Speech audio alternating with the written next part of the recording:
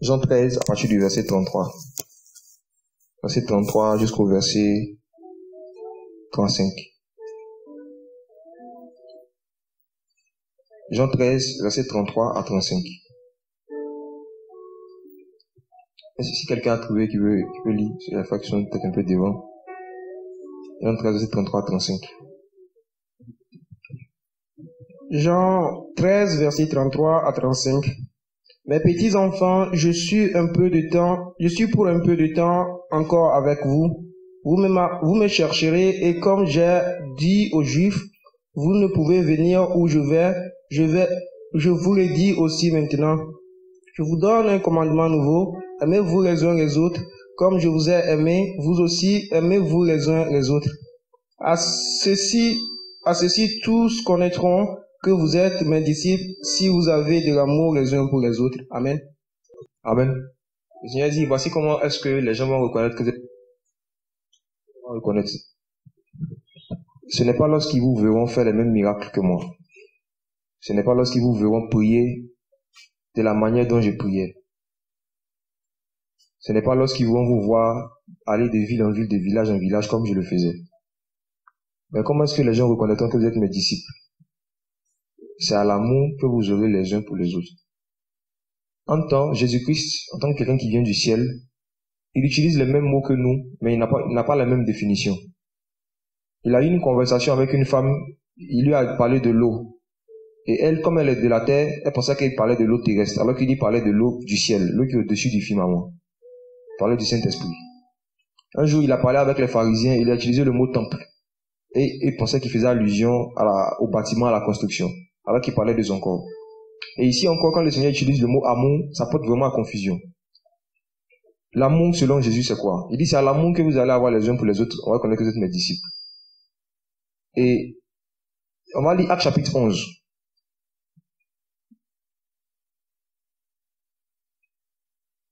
Le verset 26.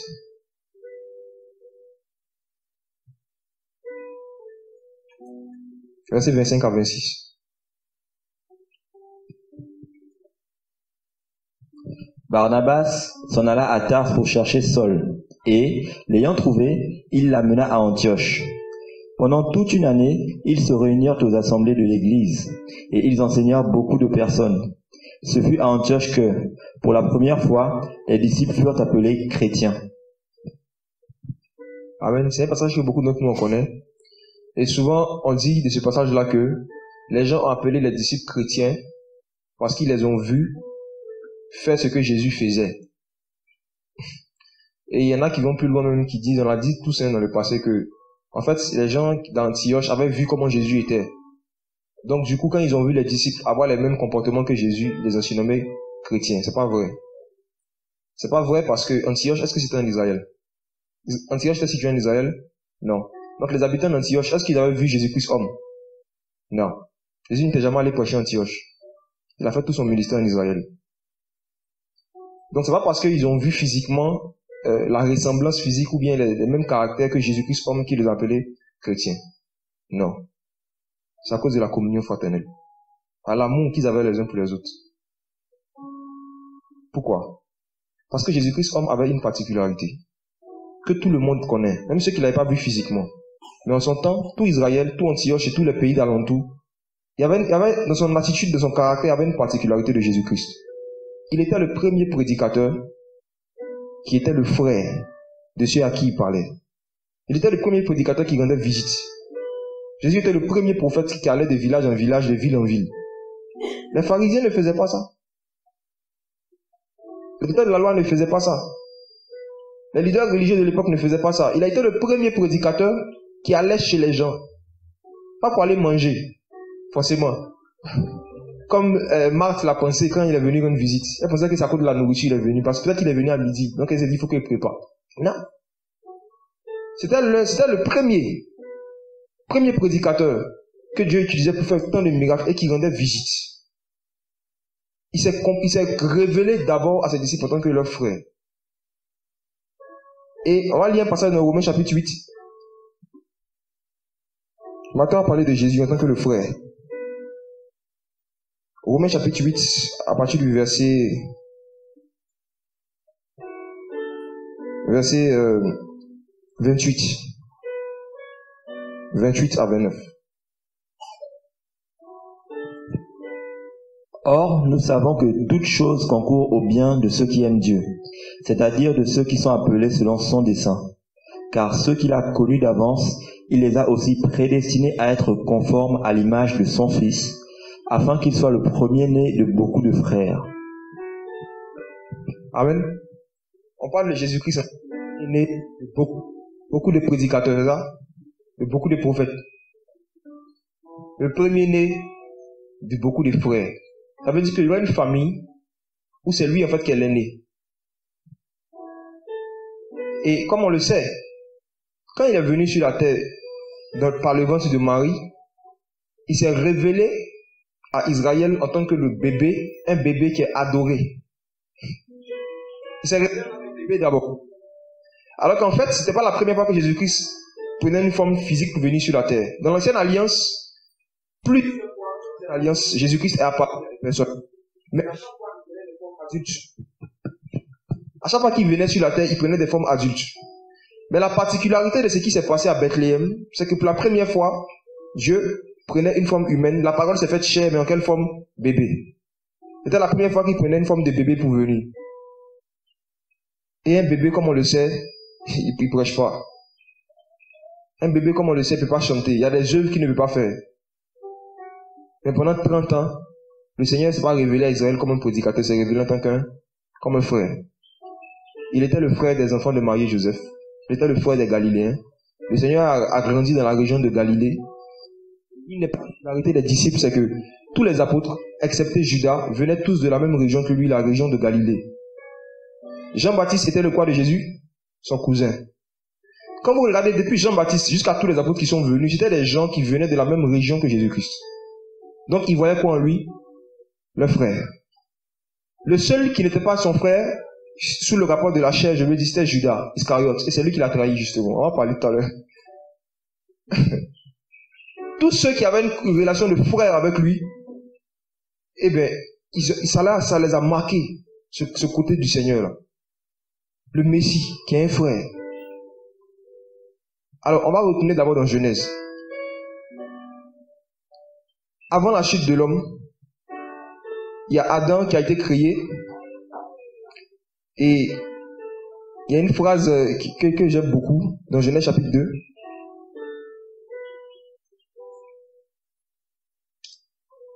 À partir du verset 18 à 19. 18 à 20, disons. On va voir l'importance de la communion fraternelle. Et Yahweh Dieu dit, « Il n'est pas bon que l'homme soit seul. Je lui ferai une aide semblable à lui. Car Yahweh Dieu forma de la terre tous les animaux des champs et tous les oiseaux du ciel. Puis il les fit venir vers Adam pour voir comment il les nommerait. Et afin que le nom qu'Adam donnerait à tout animal fût son nom. Et Adam donna des noms à tout le bétail et aux oiseaux du ciel et à tous les animaux des champs. Mais pour Adam, il ne trouva point d'aide semblable à lui. » Amen. La Bible dit que le Seigneur a envoyé les animaux vers Adam pour voir comment est-ce qu'il va les appeler. Ce test-là, Dieu nous soumet à ça, nous tous, chaque jour. Les animaux, dans la Nouvelle Alliance, quand le Seigneur parle des chiens, des porcs, ou d'autres animaux qui sont autres que des brebis, ou les serpents, race de vipères, ce sont des gens en fait, qui n'ont pas l'esprit de Dieu simplement.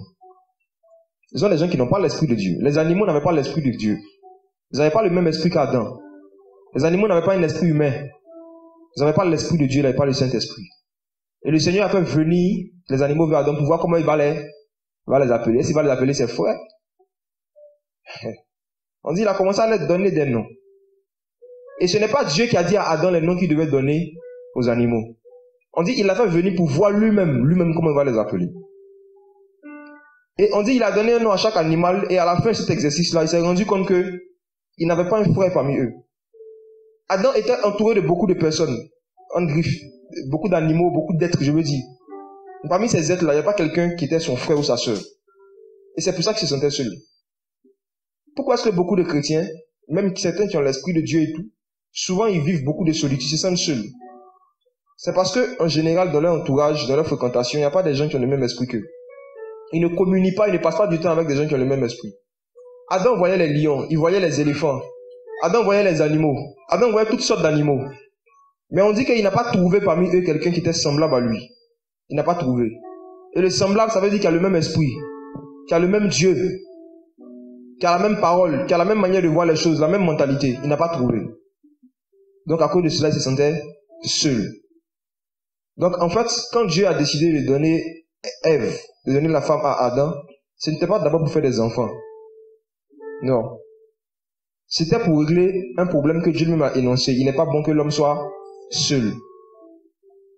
Donc quand le Seigneur utilise le mot seul, ça ne veut pas dire qu'il n'y a personne. Il y avait des animaux, n'est-ce pas? Est-ce qu'Adam était seul physiquement? Non. Il n'y avait personne qui était semblable. Il n'y a pas quelqu'un qui avait le même esprit. Et Dieu lui-même a dit c'est pas bon. Souvent bien, Dieu même dit que ce n'est pas bon que quelqu'un qui a son esprit n'ait pas une autre personne aussi qui a son esprit dans ces parages. C'est pas bon. Mais aujourd'hui, beaucoup de chrétiens pensent que c'est bon. C'est bon d'être quelque part sans communion fraternelle. Tu as que ta Bible. Et tu ne te soucies pas de communier avec une personne qui a le même esprit que toi, d'aller échanger, d'aller partager. Tu te dis que ma Bible me suffit. Le Saint-Esprit est tout pour moi.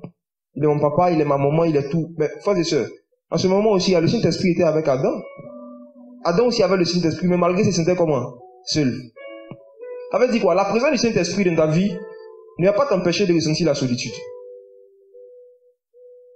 Le Saint-Esprit, son rôle, c'est pas de venir faire que l'homme ne se sente pas seul, non. Ce rôle-là, Dieu l'a donné à un autre être humain qui est le prochain.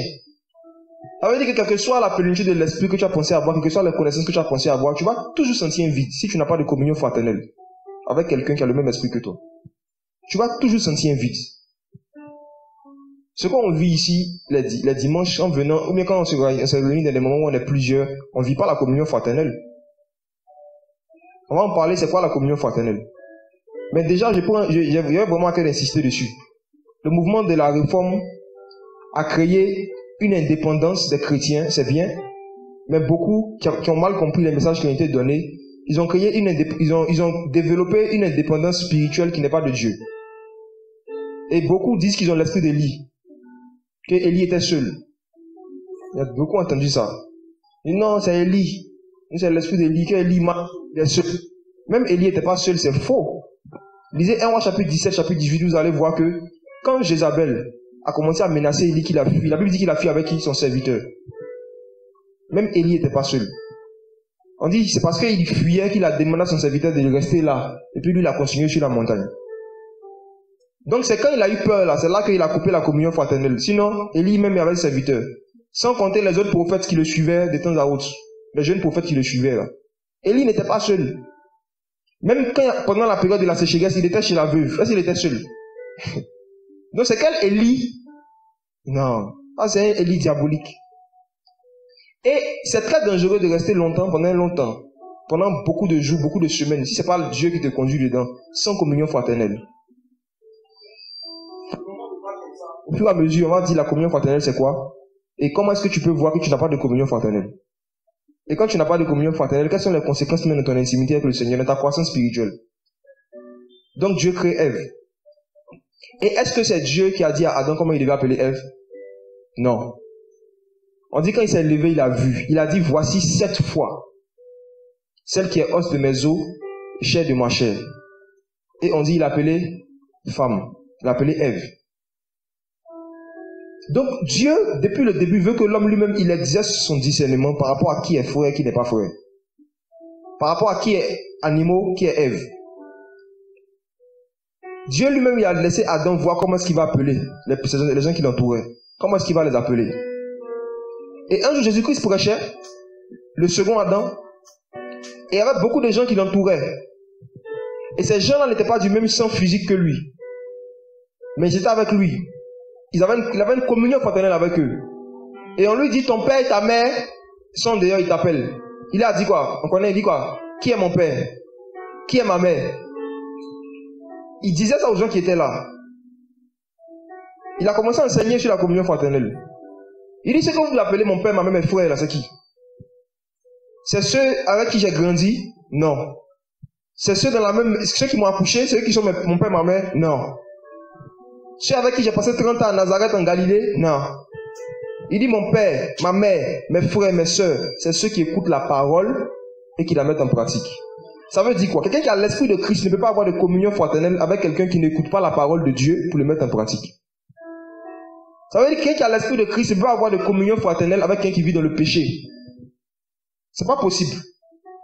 Et pourquoi c'est pas possible? Là encore, on va repartir dans Genèse chapitre 3. C'est Dieu même qui a fait les choses comme ça. Après la chute de l'homme, Genèse 3, à partir du verset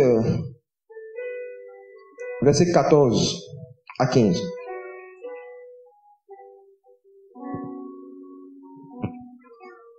Alors Yahweh Dieu dit au serpent, parce que tu as fait cela, tu seras maudit entre tout le bétail et entre tous les animaux des champs.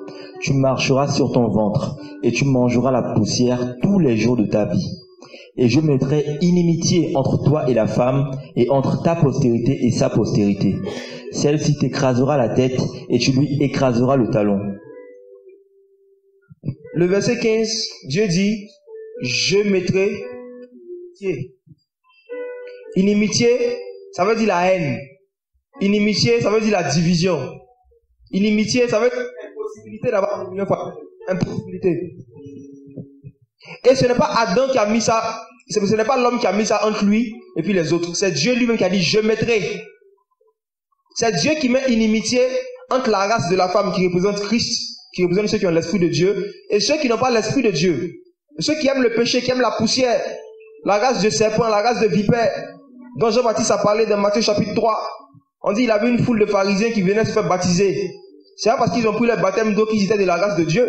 Il a dit, c'est bien, venez vous faire baptiser, mais race de vipère, qui vous a appris à fuir la colère à venir.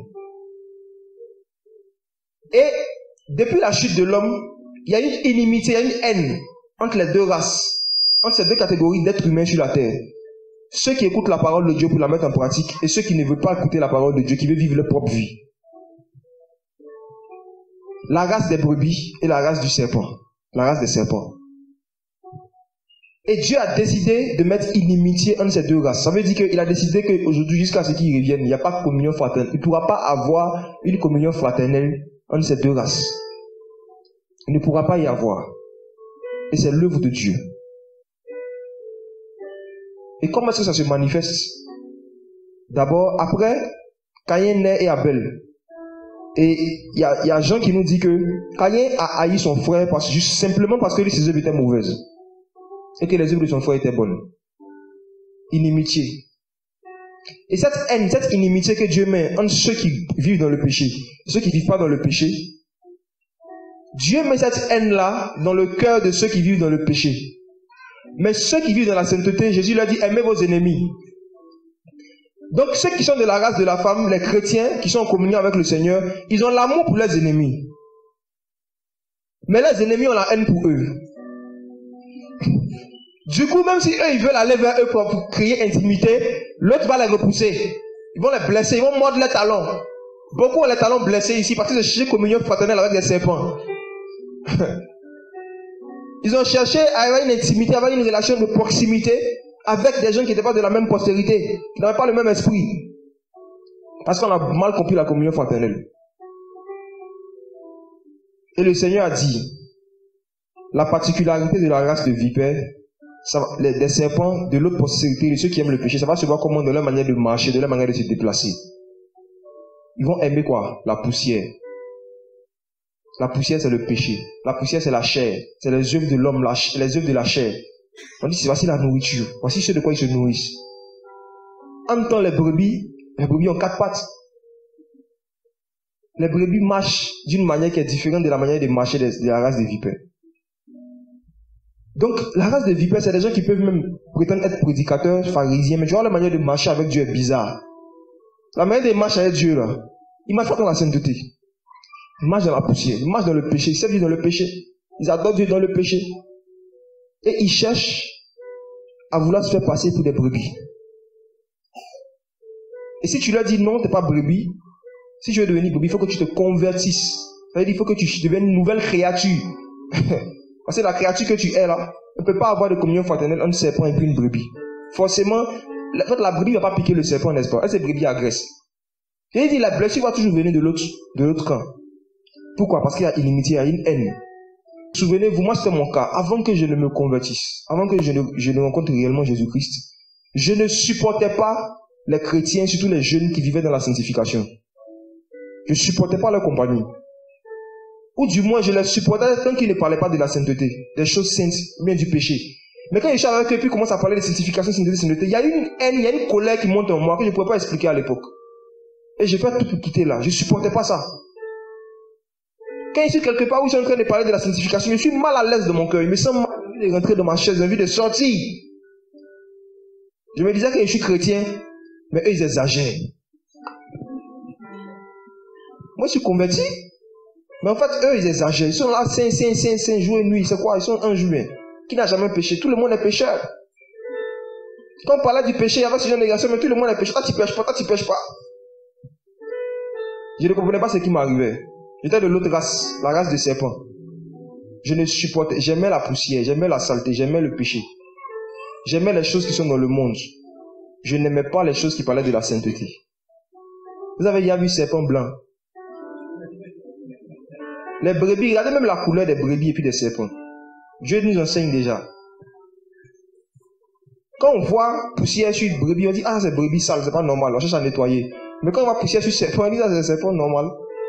Un serpent normal, il a toujours la poussière quelque part, toujours. Et il ne peut pas avoir de communion fraternelle, d'intimité entre ces deux types de personnes. Alors, comment est-ce que dans la vie de Jésus-Christ, on a vu ça? Jésus-Christ, en tant qu'homme, se lève. Il va au Jourdain. Il se fait baptiser, il sort. Et vu que Jean-Baptiste a annoncé que c'est lui l'agneau de Dieu qui devait venir, que c'est lui le Messie qui devait venir, il devait commencer un ministère. Donc tout le monde savait qu'il devait choisir des gens qui allaient l'accompagner.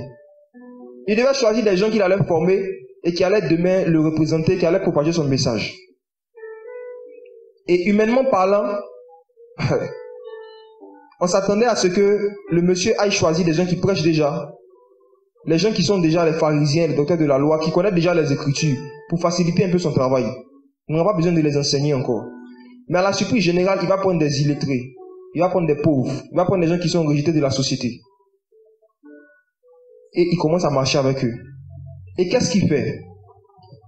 Les pharisiens et les sadducéens, est-ce qu'ils habitaient ensemble, vivaient ensemble, eux tous? Non. Maintenant, Jésus envoie quelque chose de nouveau.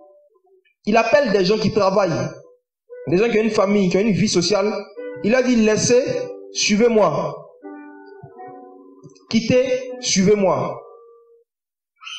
Si par exemple j'étais Matthieu, j'allais dire, mais Seigneur, je travaille de 8h à 17h. Bon, ce qu'on peut faire, la journée je vais au travail. Et puis les soirs je te rejoins, ça va faire l'œuvre.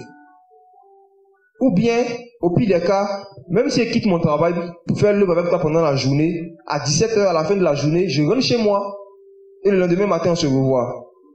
Mais Jésus, il a voulu que tous ses disciples habitent ensemble, dans le même lieu. Il a voulu que ses disciples habitent avec lui. Ils ont vu Jésus aller aux toilettes. Ils ont vu Jésus aller se laver. Ils ont vu Jésus-Christ manger. Ils ont vu Jésus-Christ s'habiller, s'embaumer. Ils ont vu Jésus-Christ se coiffer. Quand on dit coiffer, c'est pas forcément raser. Je veux dire, voilà, arranger sa tête. Ils ont vu Jésus-Christ, tout ça. Ils l'ont vu. Donc, du coup, eux, leur manière de voir Jésus était différente de ceux qui ne le voyaient que faire les miracles. Il y a un aspect de Jésus que les disciples ont expérimenté, que la foule n'a pas expérimenté. Ils ont vu Jésus-Christ en tant qu'un frère. Le frère Dieu. Ils ont vu le Seigneur en tant qu'un frère. Ils ont vu Jésus pleurer. Ils l'ont vu en train de pleurer, sangloter. Alors que dans certaines cultures, on dit garçon ne pleure pas. Mais on voit le fils de David, le lion de Juda, en train de pleurer. Ils ont vu l'humanité de Jésus-Christ. Et en plus de cela, Jésus-Christ rendait visite aux gens de leur famille. Comme exemple dans le cas de Pierre, on dit allez voir quoi? Sa belle-mère. qui avait une fièvre et puis il a menacé la fièvre. Donc ça veut dire qu'il rendait visite même aux familles de ses disciples. Et ça, aucun pharisien, aucun docteur de la loi, aucun religieux n'avait fait ça. Jamais. Est-ce que vous avez déjà vu 3 serpents marcher ensemble? Qui a déjà vu ça? Même dans le documentaire. J'avais déjà vu des serpents se mettre ensemble, vivre ensemble, marcher ensemble. Pas leurs enfants, hein. Je ne parle pas de leurs petits, qui souvent les... Voilà. Mais je parle d'autres, plusieurs races de vipères physiques. Genre serpents noirs, serpents bleus, mamba, python, se mettre ensemble. Non. Il n'y a pas de communion fraternelle chez les serpents. Chacun pour soi. Chacun se gère. Et c'est comme ça que beaucoup de chrétiens vivent malheureusement. Mais quand tu regardes les brebis, troupeaux, n'est-ce pas? Les brebis sont ensemble. Les serpents, chacun se gère. Quel type de chrétien tu es? Quel type de chrétien tu es? Il y a des paroles fortes, je ne suis même pas pressé qu'on lise, parce que faut qu'on comprenne d'abord que les apôtres ont dit qu'ils nous donnent des indices, même parfois de manière de reconnaître des gens qui ne sont pas convertis. Comme une parole des gens, il dit, nous savons que nous sommes passés de la mort à la vie parce que nous aimons les frères. Il a donné un indice. Parce que l'église avait été tellement infiltrée que les chrétiens ne savaient plus comment reconnaître ceux qui sont de Dieu, ceux qui ne sont pas de Dieu. Donc Jean a écrit une lettre. La lettre de 1 Jean, c'était pour expliquer comment on reconnaît celui qui est de Dieu, celui qui n'est pas de Dieu. Et parmi les indices qu'il leur donnait, il a parlé de l'amour, il a parlé de la pratique du péché, et puis il a parlé de ça aussi, la communion fraternelle. Comment est-ce qu'on reconnaît? Et Jésus, il marche avec ses disciples. Il fait des miracles. Le soir, il passe du temps avec eux. Ils dorment ensemble. Ils ont vu Jésus en train de dormir. Ils l'ont déjà vu dormir. Ils ont déjà vu Jésus fatigué, comme dans Jean 4. Il leur a montré son humanité. Et un jour, à quelque temps de sa mort, il est réuni, comme on l'a dit dans Jean chapitre 13. Et puis il leur a dit, vous voyez, ça fait plus de 3 ans qu'on est ensemble. J'ai fait beaucoup de choses, j'ai fait beaucoup d'œuvres, c'est vrai. Parmi vous, il y en a qui sont mes disciples, il y en a qui ne sont pas mes disciples. Vous avez besoin de reconnaître ceux qui sont mes disciples. Vous avez besoin de reconnaître comment est-ce qu'on reconnaît mes disciples. Et voici, je vous donne un indice. L'amour que vous aurez les uns pour les autres, c'est à cela que vous allez reconnaître vraiment. On va reconnaître que vous êtes mes disciples. L'amour dont Jésus parlait, c'est quoi? Premièrement, c'est le fait de se soucier de la croissance spirituelle de l'autre. C'est le souci, l'inquiétude qu'on se fait de comment est-ce que la relation que mon frère a avec Dieu là, comment ça va? Voici le premier signe, la première manière de comment on manifeste l'amour fraternel, la communion fraternelle avec quelqu'un. Le souci de ta relation avec le Seigneur, c'est comment ça va? Et on va lire un passage qui en parle. Hébreux.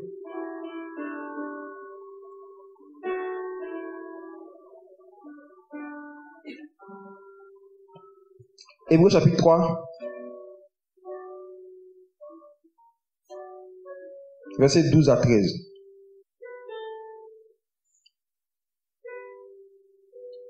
Hébreux 3, verset 12 à 13.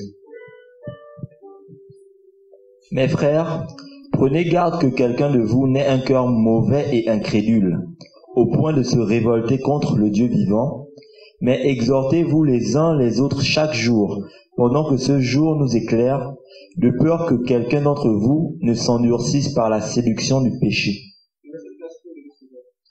Mais exhortez-vous les uns les autres chaque jour, pendant que ce jour nous éclaire, de peur que quelqu'un d'entre vous ne s'endurcisse par la séduction du péché. Amen. Voici ce que la parole du Seigneur dit. Ils disent que, quel converti là, c'est possible qu'il y ait quelqu'un qui commence à avoir un cœur mauvais. C'est possible que quelqu'un parmi vous, après sa conversion, commence à se révolter contre Dieu. Et commence à être séduit par le péché. Donc pour éviter ça, exhortez-vous les uns les autres chaque jour. Exhortez-vous les uns les autres. Parce que le manque d'exhortation régulière envoie l'endurcissement et la séduction par rapport au péché. Un temps, il n'y a pas de culte toute la semaine. N'est-ce pas? On dit de s'exhorter chaque jour. Non, c'est réuni combien de fois par semaine? Une seule fois. Maintenant, les autres 6 jours là, c'est comment? Il a dit, exhortez-vous les uns les autres, sinon certains d'entre vous vont tomber dans la séduction du péché. La séduction du péché. Et vous savez, l'amour fraternel fait que tu n'as pas envie de voir ton frère aller en enfer. Mais tu n'as pas envie de voir ton frère en Christ se rétrograder. Tu n'as pas envie de voir ton frère en Christ se perdre, recommencer à pratiquer les péchés qu'il avait laissés. Donc cet amour-là fait que tu te soucies de savoir par rapport au péché, comment est-ce que son cœur est. Est-ce que nous savons que ceux qui ne seront pas sauvés seront oubliés par ceux qui seront sauvés? La parole dit que le Seigneur va effacer les larmes de nos yeux, n'est-ce pas? Lorsqu'on va rentrer dans la Nouvelle Jérusalem. Et cette phrase-là, effacer les larmes de nos yeux, ça veut dire que toute chose qui est susceptible de nous attrister, Dieu va nous faire oublier ça. Toute chose qui est susceptible de nous faire pleurer, de nous donner l'amertume, Dieu va nous faire oublier. Du coup, si tu t'es marié avec quelqu'un et que la personne se débrouille pour aller en enfer, malgré tous les enseignements qu'il a reçus, Dieu va te faire oublier. Tu ne vas même pas savoir que tu t'es marié avec quelqu'un. Si tu avais des enfants et que toi tu es sauvé et qu'eux ne sont pas sauvés, tu vas les oublier. Sinon, tu ne pourras pas te réjouir dans la présence de Dieu. Quel père ou quelle mère pourra se réjouir au ciel pendant qu'il sait que son enfant est en train de cramer en enfer? Qui? Personne. Donc en fait, c'est pour ça que ceux qui se battent pour être connus, ceux qui se battent pour la popularité dans le monde, ils sont en train de poursuivre du vent. Parce que personne ne va se souvenir d'eux une fois qu'ils seront en enfer. En temps, leur vie va durer maximum 80 ans. Mais l'éternité, c'est des milliards d'années. C'est la célébrité du ciel qu'il faut chercher. Il faut chercher à être connu au ciel. Parce que là-bas, tu seras connu pour toujours. Mais cherche à être connu sur la terre, là, c'est pour quelques années. Regardez même les stars du monde. Il n'y a qu'un star qui est resté star depuis le début de sa carrière jusqu'à la fin. Si cette star-là a pu, c'est qu'il a atteint un certain niveau de satanisme. Il y a beaucoup de sacrifices qu'il a accepté de faire pour garder la même notoriété, la même popularité qu'il avait au début de sa carrière. Même étant vivant, la popularité est éphémère. Même étant vivant, la célébrité est éphémère. Même étant vivant, la notoriété est éphémère. Même étant vivant. Les Johnny Hallyday, Michael Jackson et autres dont on parle là, c'est connu de tous aujourd'hui que c'est parce que c'était des grands satanistes. Ils avaient atteint un certain niveau dans le satanisme qui font que bon, tant qu'ils sont vivants, bon, ils sont toujours adorés. Mais regardez les petits satanistes là, nos petits DJ, les petits chanteurs là, ils font pas plus de 10 ans célèbres, c'est pas possible. Après 10 ans, les nouveaux qui sortent, il y a une nouvelle génération à chaque fois, une nouvelle génération de stars, toujours de nouvelles stars, et eux ils tombent aux oubliettes et beaucoup se suicident. Et beaucoup tombent dans la dépression, tombent dans la drogue, beaucoup se retrouvent plus. Je lisais récemment l'histoire d'un homme, le Tiger Woods. Lui, on ne pas dit qu'il est tombé, quoi. C'est plus que ça. Il dit, les gens l'ont oublié, pas seulement ça, mais ils l'ont écrasé, ils l'ont mis de côté. Pourtant, Tiger Woods arrive à attends, c'était un moment. C'était connu, c'était la star. Mais déjà, de son vivant, on ne se souvient plus de lui. Qui demande à des jeunes, ceux qui ont moins de 20 ans, tu connais Tiger Woods, si tu ne connais pas. On a déjà oublié. Et s'ils meurent sans Jésus, c'est grave. Pour l'éternité, personne ne se souvient de toi, pas les démons. Tu as eux là-bas. Eux-mêmes, ils se cherchent aussi, parce qu'ils seront dans le temps de feu. Ils n'ont même pas le temps de venir te dire, ah, j'ai fait un selfie avec toi, c'est fini, il n'y a personne là-bas. Il n'y aura pas ça. Donc, ton mari, ta femme, les personnes que tu aimes, tes frères et sœurs là, s'ils meurent dans le péché, ils seront oubliés pour toujours. Et si tu aimes quelqu'un, tu ne veux pas que ça lui arrive. Moi, il y a des frères et sœurs qui sont aujourd'hui, je ne veux pas les perdre. Je ne veux pas les voir se perdre, je ne veux pas les voir. Donc, du coup, tant que je peux, je me soucie de savoir par rapport à la parole, par rapport à leur relation avec Dieu, la vie de prière, comment ça va. Mais le fait de ne pas avoir ce souci, ça montre que tu es en train de perdre le cœur de la communion fraternelle. Il y en a même étant mariés, ils ne demandent même pas à leur femme ou à leur mari, pendant plus d'une semaine, 2 semaines, tu as médité quoi? Est-ce que tu arrives à méditer? Et la vie de prière, comment ça va? Pourquoi? Parce qu'il n'y a pas la communion fraternelle. Le fondement même du mariage d'Adam et Ève, c'était la communion fraternelle. Comme on l'a vu au début. Pour ne pas qu'ils soient seuls. Pour qu'il y ait quelqu'un, je même espérer qu'il puisse échanger. Et dans le mot communion, il y a commun. Vous avez quelque chose en commun. Et votre point commun, là, c'est ça qui fait que vous arrivez à avoir une bonne relation. Vous avez quelque chose en commun. Et Adam et Ève, les deux, même après la chute, regardez leur attitude. Est-ce que Adam a dit, comme c'est elle qui m'a fait tomber dans le péché, c'est que c'était pas ma femme. Il a dit ça.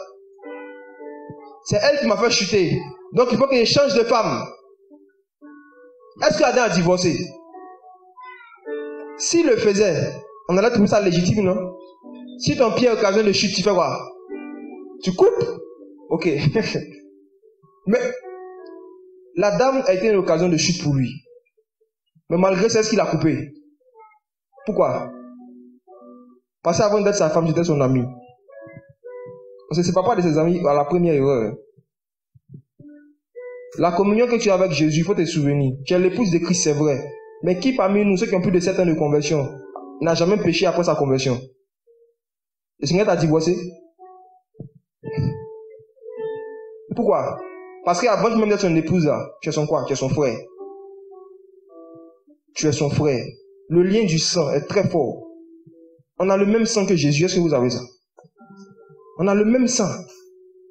Il nous a donné son sang. Donc du coup, on est ses frères.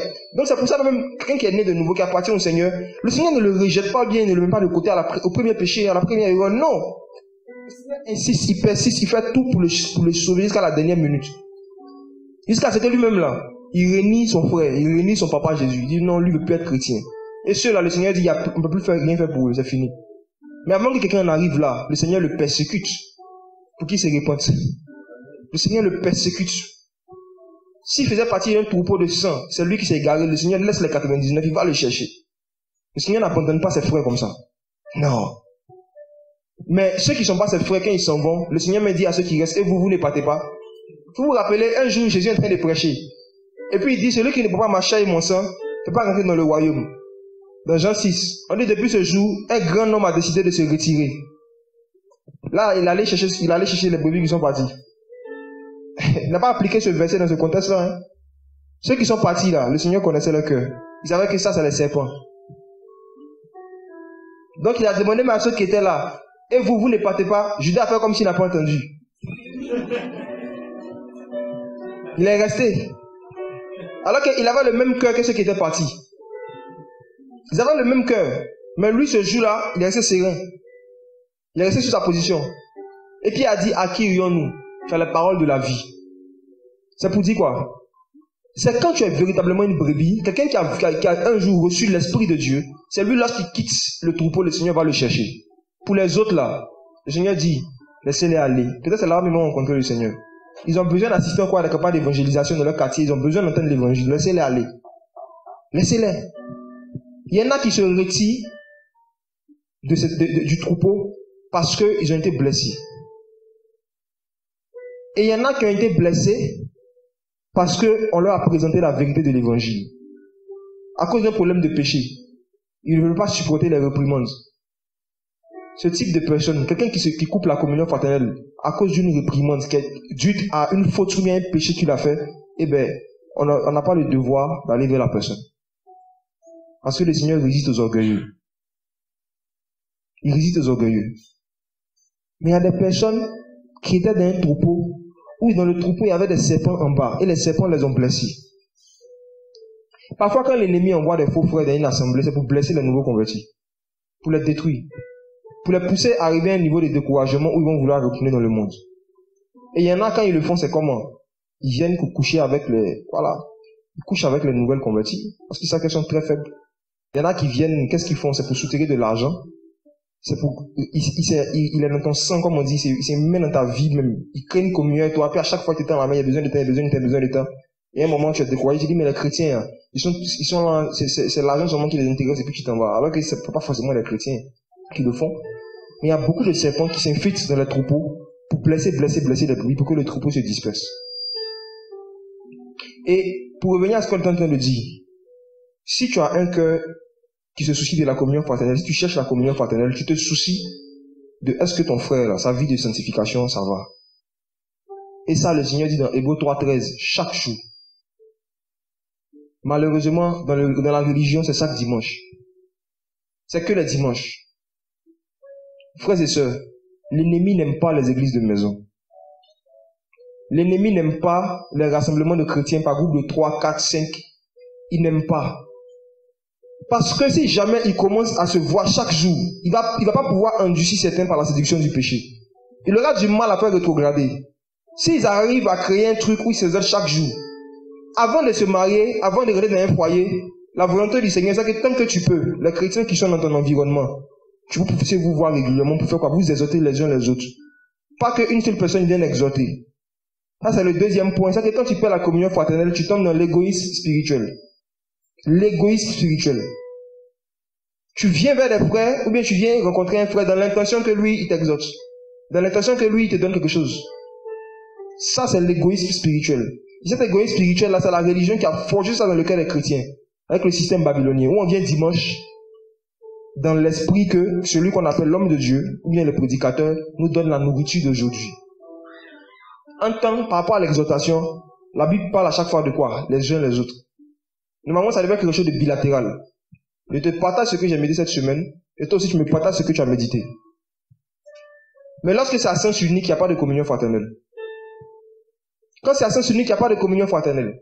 Ça tombe toujours à ce qu'une sœur, bien un frère, vienne nous apprendre un nouveau cantique. On s'attend à cela.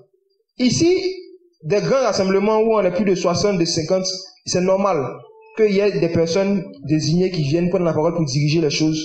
Mais après ça, il faut que vous viviez la communion fraternelle comment? En cherchant 2 ou 3 qui sont rassemblés en son nom. Jésus au milieu d'eux. Dans la religion, pour que Jésus soit là, il faut que vous soyez 100 ou bien 1000. Si on voit 200, 500 rassemblés en son nom, on se dit, ouais, il y a la gloire ici. Mais dans la parole, 2 ou 3. 2 ou 3. Donc le fait de te connecter que le dimanche, et ne même pas te soucier de partager les grâces spirituelles que tu as, les exhortations, les méditations, les songes, les visions que Dieu te donne, le fait de ne même pas te soucier de partager ça avec quelqu'un, tu ne vis pas la communion fraternelle. Non seulement ça, mais de deux, tu es dans l'égoïsme spirituel. Tu ne partages pas avec les autres, tu ne te soucies même pas de partager. En même temps, si tu n'arrives pas à partager tes biens spirituels, tu auras du mal à partager tes biens physiques. Ça sera compliqué. Vous voyez, c'est qu'on ne voit pas, c'est facile de donner. Mais si ça même, tu ne te soucies pas de donner. La communion fraternelle fait que tu te soucies d'exhorter aussi les autres. Est-ce que tu te soucies d'exhorter les autres? Ton mari, ta femme, tes frères, tes amis. Enfin même tu sais qu'il y a un frère qui est dans le même quartier que toi. C'est-à-dire, toi, pas dimanche là. Tu n'échanges pas sur les choses de Dieu à quelqu'un. Et même quand tu vas vers la personne, c'est du genre, faut m'édifier un peu aujourd'hui. Je me rappelle un jour, on était quelque part. Et puis il y a un grand frère, un pasteur qui nous formait là. On était assis, il nous partageait la parole. Et puis après, il nous a dit à chacun n'a qu'à partager ce qu'il avait été en semaine. On était en train de le faire. Et il y a une femme qui est venue le voir. Elle dit, elle veut le voir de côté. Donc bon. Ils sont allés de côté. On ne les écoutait pas. Même au moment où il a tourné les yeux pour voir. Et j'ai vu qu'il avait soulevé la Bible. Puis il fait des grands gestes. Il ne comprenait pas tout ça. Et quand il est revenu, je lui ai demandé, mais qu'est-ce qui se passait? Qu'est-ce qu'elle voulait et tout? Il dit, la dame est venue le voir. Et qu'elle lui a dit que, elle est venue le voir pour que vraiment, il lui donne une parole du Seigneur, quoi. Que le Seigneur lui a dit que, il va lui donner une révélation sur sa vie, qu'elle a beaucoup de problèmes. Elle a pour expliquer ses problèmes. Vous voyez, consultation prophétique. Tu viens voir un prophète, tu viens un prédicateur, comme un musulman va voir un marabout. Dans l'intention que, il te dise la cause de ton malheur, qui est derrière ton problème, puis qu'il te donne des solutions. Et aujourd'hui, beaucoup de chrétiens font ça. Hein. On connaît dans l'assemblée les prophètes. Consultation, pour certains même c'est payant. Tu payes 10 000, tu viens voir le prophète, tu laisses tous tes problèmes, il te donne 2 visions là, et puis allez, c'est réglé. Donc c'était de cet esprit-là qu'elle a approché notre grand frère. Et il lui a dit, effectivement, c'est Dieu qui t'a parlé. Il dit, il n'y a pas une seule parole pour toi. Peut-être tu n'as pas bien entendu la voix de Dieu. Puis il a suivi la Bible, il dit, tu vois ça, 66 livres. Il dit, j'ai 66 livres pour toi. 66 livres. Il dit, et dans chaque livre là, il y a beaucoup de paroles pour toi. Donc je t'offre ça, tu as ça pour toute l'année. Ne viens plus me voir. Tant que tu n'as pas fini de lire tous les messages qui sont pour toi dedans, ne viens pas me voir. Tu vois. Et la dame a dit, non, il n'y a pas besoin de prendre ça, que moi il y a la Bible, moi c'est la Bible. Il dit, oui, tu as la Bible, mais tu ne la lis pas. Du coup, regarde le caractère que tu as, que c'est pas normal, que c'est les prophètes, vos prophètes qui vous ont gâté. Et toi, aujourd'hui, c'est comme c'est de cet esprit-là, même un frère et soeur simplement, que beaucoup approchent les autres. Tu n'as même pas à cœur, te soucies pas d'exhorter les autres, d'édifier les autres aussi. J'attends toujours à ce qu'un frère ou une soeur vienne te voir, et puis que ce soit lui qui te parle. Et ça, c'est pas normal devant le Seigneur. Les uns les autres est très important devant le Seigneur. je vous en prie, surtout vous qui êtes mariés, au moins une fois par semaine, sinon normalement chaque jour, demandez à vos conjoints, qu'est-ce que tu as médité? Parce que la séduction du péché, là, quand ça commence, c'est dans le cœur, on ne voit pas. Quand l'amour du monde commence à s'installer, on ne voit pas. Quand la haine du mal commence à diminuer, on ne voit pas. Quand la crainte de Dieu commence à baisser, on ne voit pas. Quand le désintérêt pour les choses spirituelles commence à baisser, on ne voit pas. Les racines d'un arbre, ça pousse à l'intérieur. Et quand c'est bien, comme le palmier, les racines parfois vont jusqu'à 10 mètres dans le sol de profondeur. Quand c'est bien raciné, c'est après maintenant que tu vois l'arbre. Et à ce moment-là, tu veux venir déraciner, parfois c'est compliqué. Et dans Hébreux chapitre 3, on a un avertissement. On dit exhortez-vous chaque jour, de peur que quelques-uns d'entre vous tombent dans la séduction du péché. Le manque de méditation diminue la haine du mal, diminue la haine du péché. Le manque de méditation de la parole diminue les forces que tu as pour rester ferme devant la tentation. Ça diminue la haine du mal. Frère, il y a tentation et puis il y a tentation. Et les tentations là, on n'est pas averti, c'est des choses qui surprennent. J'ai vécu un truc il y a quelques mois, j'ai raconté ça à des frères, pas quelques mois, quelques semaines. Tu peux même être en train d'aller au travail simplement. Et quelqu'un t'aborde et puis on te propose une tentation à 500 millions de francs CFA. Supposons que ça faisait une semaine que tu n'as pas médité, tu n'as pas prié, je te dis, ton esprit n'a pas assez de force pour dire non, ta chair qui va parler. Les tentations ne préviennent pas. C'est des choses qui surprennent. C'est pour ça que le Seigneur dit chaque jour. C'est pour ça que le Seigneur dit s'exhorter les uns les autres chaque jour. Exhorter, ça veut dire encourager. Et on encourage sur la base de la parole. Si vous avez des personnes qui sont censées être chrétiens, et lorsque vous voyez vos sujets de conversation qui ne supportent pas que tu parles des choses de Dieu, fuyez-les. Si quand tu veux parler des choses spirituelles, de la parole, des choses de Dieu, tu vois qu'ils sont mal à l'aise, façon, ils regardent à côté, ils veulent fuir là. Laissez-les. Laissez-les. Ils vont vous contaminer. L'amour du monde est tellement là, c'est de l'abondance du cœur que la bouche parle. L'amour du monde parfois est tellement là, qu'il veut que tu parles seulement des choses de la terre, des choses de la terre. Tu dis, parfois même tu demandes simplement, ah ça va, c'est comme si tu as médité sur quoi il s'énerve. Ah vous aimez trop ça. Vous aimez trop ça. Et tu vois quelqu'un que tu aimes, un frère, une soeur qui commence à avoir des réactions comme ça, faut t'inquiéter pour lui, c'est qu'il est en danger, il est en train de partir. Il est en train de partir. Regardez Adam et Ève, imaginons quel était le sujet de conversation quand ils se voyaient dans le jardin d'Éden. Ils pouvaient parler de quoi? À l'époque, il n'y avait pas la guerre dans le monde, ils ne pouvaient pas parler de l'actualité. À l'époque, il n'y avait pas les problèmes de facture, les problèmes de ceux de ci, les problèmes de loi, il n'y avait pas. C'était quoi le sujet de conversation pendant toutes ces journées? C'était quoi? Ils ont déjà donné les noms aux animaux. Ça, Adam a fait ça avant qu'ils ne naissent. Le sujet de conversation, c'était quoi? Imaginez-vous de quoi ils pouvaient parler. Qu'est-ce qu'ils connaissaient à l'époque? Est-ce qu'ils connaissaient le mal? Est-ce qu'ils avaient la connaissance du mal? Non. Ils parlaient de qui? De Jésus. Ils parlaient de Dieu. C'est ça seulement ils connaissaient. Pas Dieu, ils connaissaient quoi? Ils connaissaient rien d'autre. Ils connaissaient rien d'autre.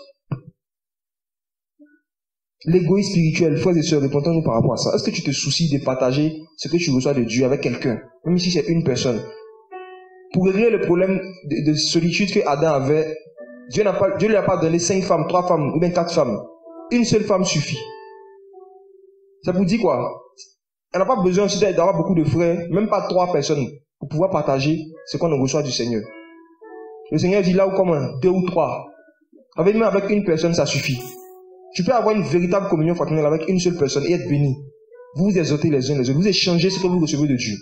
Ça suffit. Si par la grâce de Dieu, d'autres viennent s'ajouter, ok. Mais c'est important d'y penser. Pour ceux et celles qui ne partagent pas les choses qu'ils reçoivent du Seigneur avec leur prochain, avec un autre chrétien régulièrement, s'il vous plaît, c'est quelque chose qui est important dans la relation avec le Seigneur. Ça aide beaucoup de personnes à ne pas être endurcies par la séduction du péché. Par la grâce du Seigneur, aujourd'hui, beaucoup de personnes sont encouragées par des choses que Dieu fait par nos mains. On nous a surnommés les frères des Très Gilles. Mais les frères des Très Gilles, quand c'était connu, quand on était tous étudiants, on se voyait du lundi au lundi, chaque soir, après les cours. Chaque soir. On se voyait chaque jour, je vous dis, ça a duré 4 ans. Chaque jour. Pour nous, c'était des simples rencontres d'amis. On est content de voir nos amis, mais c'était plus que ça. Aujourd'hui, on se rend compte, parce que tout ce qu'on partage aujourd'hui avec les gens partout, sur Internet, partout, les gens qui sont édifiés dans les pays, c'est des choses qu'on a, c'est dans les quartiers. On était chez nous, tu me dis quelque chose, tu dis, ah, il y a me dit telle chose aujourd'hui. Tu partages jusqu'à ton frère qui se dit, c'est ce que tu as dit là, c'est pas ça, hein. Dis, comment c'est pas ça? C'est l'esprit qui m'a parlé. Il dit, ok, attends, te montre un autre verset, tu vois que c'était pas l'esprit.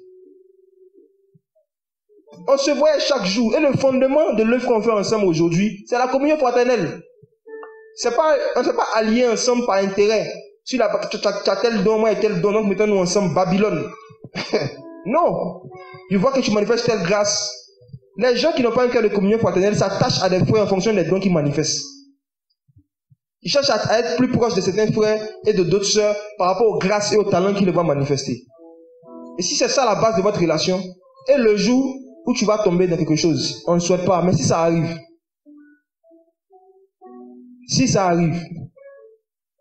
vu que votre relation c'est une relation de le puissant frère et puis la petite sœur, elle n'a jamais quelque chose à partager. Chaque fois que vous voyez, hé frère, tu n'as pas une parole du Seigneur, hé frère, tu n'as pas, toi aussi tu n'as pas. On donnera à celui qui a. À celui qui n'a pas, on notera même ce qu'il a. Parce que celui qui n'a pas, il ment, il a. C'est un menteur, il a. Il ne veut pas partager. Et c'est pour ça que je vous dis, frères et sœurs, vous qui recevez des cantiques, vous qui recevez des éclairages du Seigneur sur la parole, si vous n'avez pas l'habitude de partager, vous allez voir que Dieu va vous éteindre. Je vous assure. Le Seigneur va vous éteindre. Si vous n'avez pas l'habitude, vous ne vous souciez même pas de partager avec au moins une personne, comme je dis, juste 2 ou 3, une personne, sinon plusieurs, en fonction de la sensibilité, vous allez voir que ça va s'arrêter. Ça va s'arrêter. Parce qu'on donne à celui qui a. Celui qui arrose sera arrosé. Maintenant, celui qui dit qu'il n'a pas, ce qu'il avait même plus ne voulait pas donner là. On lui arrache ça aussi. On éteint ça. C'est Jésus aussi qui a enseigné ça. Parce que s'il n'y a pas cette réciprocité là, dans les partages, ça crée l'idolâtrie. Il y a des personnes qui viennent ici le dimanche, et quand ils viennent, ils cherchent le visage d'un frère. Si le frère n'est pas là, ils sont paniqués. Oh, aujourd'hui, comment le culte sera? Oh, ça sera bizarre. On cherche telle sœur. Si la sœur a la diarrhée, elle ne peut pas rester se reposer. Elle doit venir, parce que sans elle, il n'y a pas d'édification. Attends. C'est l'idolâtrie. C'est pour cela que les apôtres, quand les gens s'assemblaient comme ça, quand on atteignait un certain nombre, on commence à vous encourager à vous réunir par quartier. Même si vous êtes 3, 4, là où 2 ou 3 se réunissent, Jésus est là. Il n'y a pas besoin d'être 10. 2 ou 3, Jésus est là. Ils se réunissent par quartier. Et là-bas, chacun va parler. On fait passer la parole. Tu as mérité quoi aujourd'hui? Bon, cette semaine, au moins la semaine, tu as mérité quoi? Peut-être que le pain du lundi que Dieu t'a donné, c'est tellement beaucoup, tu as mérité dessus toute la semaine. Tu as mérité quoi? Tu n'as pas médité, ok. Dans 1 Corinthiens 14, 26, la parole dit, si quelqu'un a-t-il une révélation, a-t-il une instruction, quelqu'un a-t-il un cantique. Donc même si tu n'as pas de méditation, et chant au moins. Tu n'as pas un chant. Bon, un témoignage. Témoignage. Il n'y a pas. C'est quoi? Frères et sœurs, il faut que de plus en plus on décourage les spectateurs. Il faut que chacun devienne responsable par rapport à la croissance spirituelle de son frère, de son prochain. C'est ça la communion fraternelle. Tu te soucies que lui aussi soit édifié. Donc quand toi-même tu dois venir, si tu dis que c'est l'église de maison, vous êtes 10, chacun va parler. Avant de venir, toi-même tu te dis, oh, aujourd'hui, il va partager quoi? Mais le dimanche, eh bien, dans certains endroits, on sait qu'il y a un frère qui a parlé. On sait.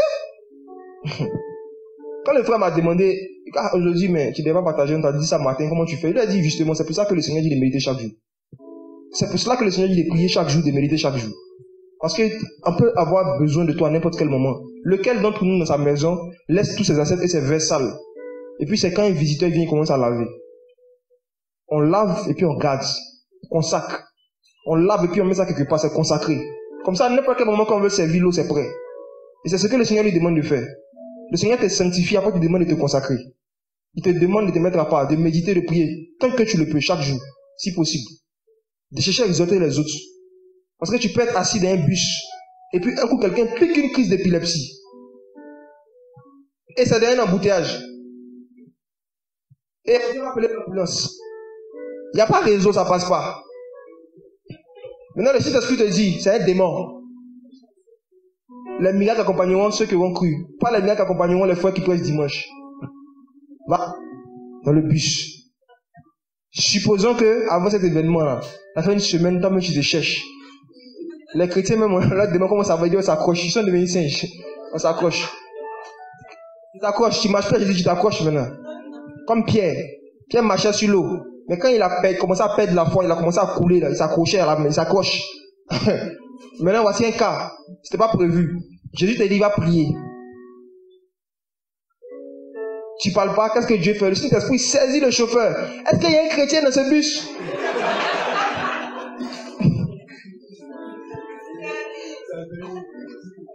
J'ai déjà vu une femme qui avait une maladie spirituelle, une maladie qu'on ne comprenait pas. On l'a envoyée chez le marabout. Puis le marabout lui a dit, ça c'est les chrétiens qui soignent ça. Ah oui.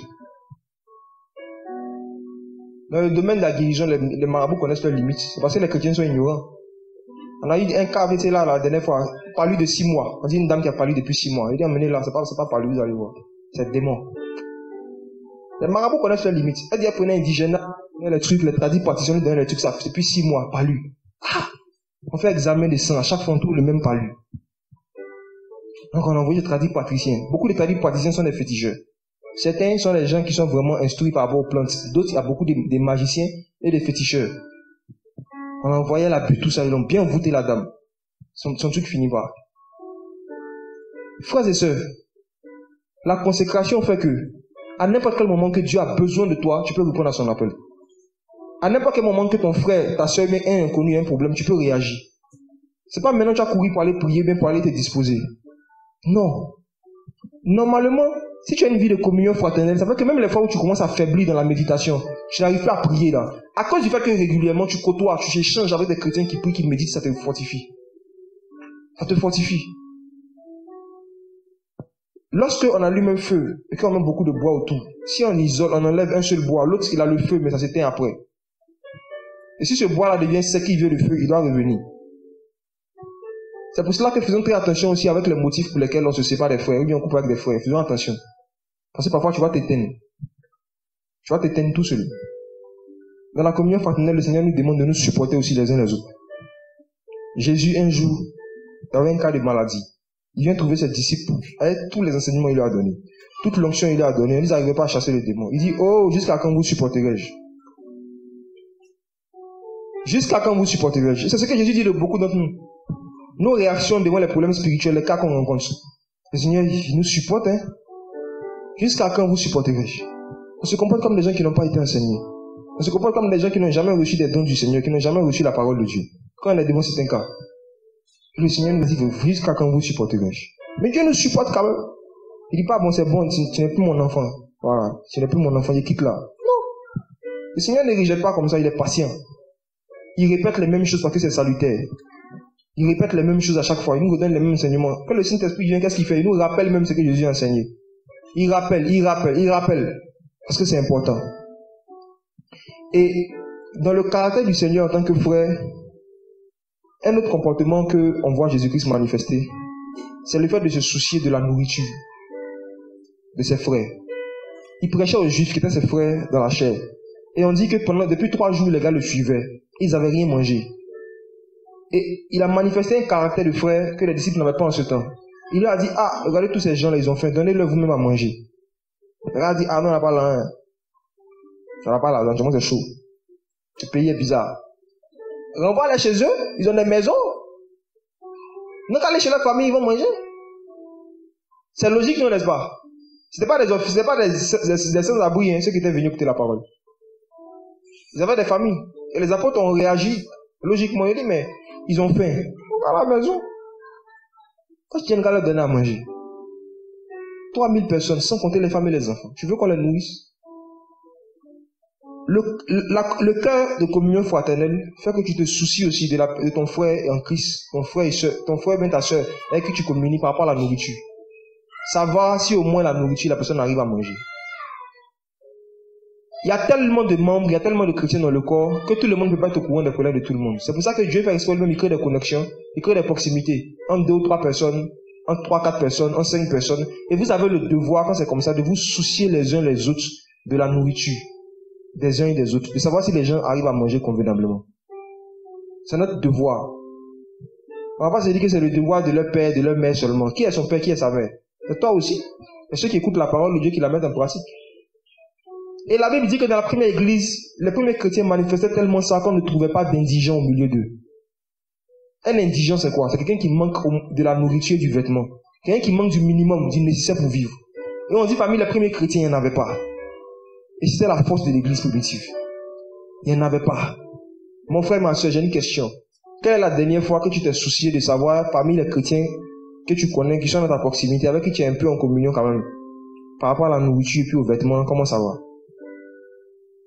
Quand tu te soucies même pas de cela, ça prouve que tu es en train de perdre le cœur de communion fraternelle. Tu es en train de perdre même la crainte de Dieu, je peux dire. Parce que la crainte de Dieu nous pousse à nous soucier des autres aussi. Dans Actes chapitre 10, la Bible dit que Corneille était un homme pieux qui craignait Dieu, qui faisait beaucoup de prières et puis des aumônes. Et quand l'ange du Seigneur lui a apparu, il lui a dit, Dieu s'est souvenu de tes prières et de tes quoi? De tes aumônes. L'aumône, c'est le soutien matériel qu'on apporte à ceux qui sont dans le besoin. Et on dit Dieu s'est souvenu de ça. Ça, c'est dans la nouvelle alliance, hein. C'est pas la loi. Dans la nouvelle alliance, là, Dieu s'est souvenu des aumônes que quelqu'un fait. Est-ce que Dieu peut dire ça de toi aussi? Est-ce que tu fais l'aumône? Est-ce que le Seigneur peut se souvenir de ça? Il y a un monsieur assez âgé quand même, un vieillard, qui est venu d'Europe. Hier, il était avec lui, il était le déposer.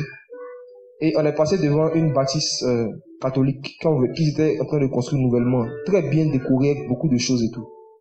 Et il m'a dit, tu vois, s'ils avaient pris cet argent-là pour construire un orphelinat, il dit, tu vois ce qu'ils sont en train de faire?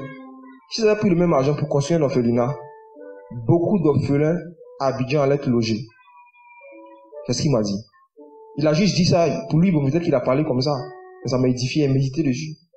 C'est ça aussi la communion fraternelle. J'ai commencé à méditer dessus, il dit, effectivement, c'est vrai. Effectivement, c'est vrai. Les méga church que beaucoup de personnes construisent, c'est parce qu'en fait, dans leur cœur, il n'y a pas l'amour fraternel.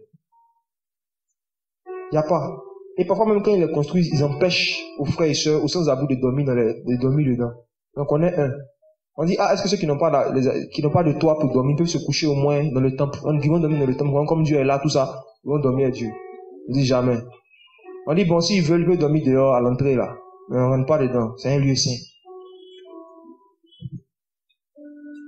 Et l'ennemi, lorsqu'il veut diviser deux chrétiens qui sont mariés, il attaque la communion fraternelle. Si tu n'as pas l'habitude d'échanger et de parler des choses de Dieu avec quelqu'un, de vous exhorter les uns les autres, de partager les choses de Dieu, c'est plus facile pour l'ennemi de semer la haine dans vos cœurs. Parce que Satan, c'est un ancien. Il était ange. Il a plus de 4000 ans d'expérience professionnelle dans l'art de faire chuter les enfants de Dieu. Et il sait que dans les relations humaines, tôt ou tard, quelqu'un va te faire quelque chose qui va te blesser. Tôt ou tard. À moins qu'il soit un ange. Forcément, la personne va te blesser. Donc, il prépare ton cœur déjà à la manière dont tu vas réagir quand tu seras blessé. Lorsque quelqu'un avec qui tu es en communion d'esprit te blesse, tu n'as pas la même réaction que lorsque c'est quelqu'un avec qui tu n'es pas en communion d'esprit. Si ton enfant te fait quelque chose, la manière dont tu réagis, c'est pas pareil quand c'est l'enfant des autres. C'est pas pareil. Tu n'as pas la même réaction. Et la communion fraternelle, c'est la communion des esprits. Et cette communion-là se fait, comme j'ai dit, à travers le fait de parler ensemble des choses de Dieu, parfois de prier ensemble aussi. À travers le fait de partager nos fardeaux les uns les autres. Et là maintenant, c'est Galates chapitre 6, le verset 2. La parole dit, portez le fardeau les uns des autres. Ainsi vous accomplirez la loi de Christ. Donc, l'église primitive, que les gens regardaient, que ce soit à Jérusalem, que ce soit à Antioche, les gens voyaient tellement ce souci que les uns pour les autres. Ils voyaient tellement ce souci, cette communion. Ils ont dit ça, ce sont des chrétiens. C'est la vie qu'ils ont vue qu'il y avait entre eux, qui a fait qu'ils ont reconnu que c'était vraiment des enfants du Seigneur, des disciples de Jésus. La communion. Frères et sœurs, je vous en prie, soucions-nous de plus en plus les uns des autres, surtout spirituellement. Si tu as eu la grâce d'avoir des chrétiens qui sont dans ton entourage, il faut te soucier régulièrement de savoir comment est-ce qu'ils arrivent à prier, est-ce qu'ils arrivent à méditer. Il faut régulièrement le faire. Et quand tu vois qu'à un moment ça agace la personne, c'est qu'il est en train de... Son cœur est en train de s'éloigner du Seigneur. Parfois, tu peux t'éloigner de Jésus sans le savoir, n'est-ce pas? C'est possible. On peut s'éloigner de Jésus sans le savoir. C'est possible. Comment une femme sait que son mari est en train de s'éloigner d'elle? Il y a des marques d'affection qui lui montraient au début qu'il arrête de lui montrer. Quand ça commence, elle sait que le gars, il y a quelque chose. Toutes nos mamans, elles nous disaient ça. Il y a des choses qu'il faisait au début, s'il arrête de faire, c'est suspect. C'est pareil avec Jésus. Au point où le Seigneur dit à une église, comme on connaît, reviens à ton premier amour. Pour faire ce que tu faisais au début. Tu es en train de t'éloigner du Seigneur lorsque les choses que tu faisais pour le Seigneur au début, tu arrêtes de les faire. Et il faut plus voir Jésus comme un frère que comme un Dieu inaccessible. Quand tu vois Jésus comme un frère, c'est facile pour toi de lui parler même des blessures, bien des choses les plus sombres de ton cœur. Souvent, on se dit que non, il y a des sujets, il n'y a pas embêté Dieu, ça, qu'est-ce qui est déjà arrivé? Il y a quelque chose qui t'arrive et puis tu dis non, ça, il ne faut pas m'aider le Seigneur, ça, il va me gérer. C'est une erreur. Le frère, c'est quelqu'un avec qui tu peux tout partager. Le frère, c'est quelqu'un à qui tu peux tout dire. Et j'aimerais qu'on lise encore un passage. Jacques chapitre 5, le verset 16.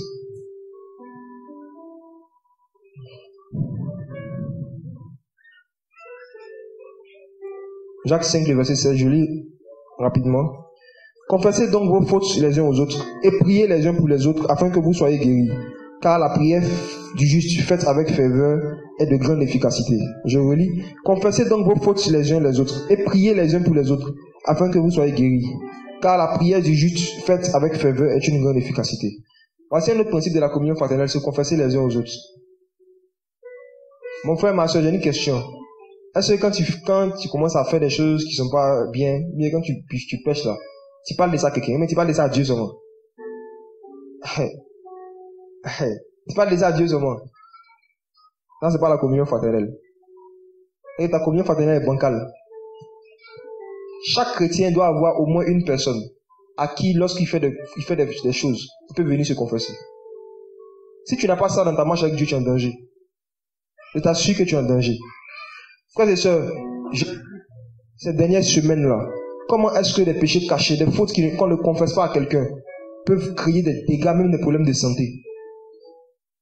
Comment est-ce que ça peut... Quand le Seigneur dit le salaire du péché, c'est la mort là. Frère, j'ai vu quelqu'un comme ça en train d'expérimenter le salaire de son péché. Et quand c'est quelqu'un qui a été un frère, un quelqu'un avec qui tu as communié, ça fait mal. Ça fait mal.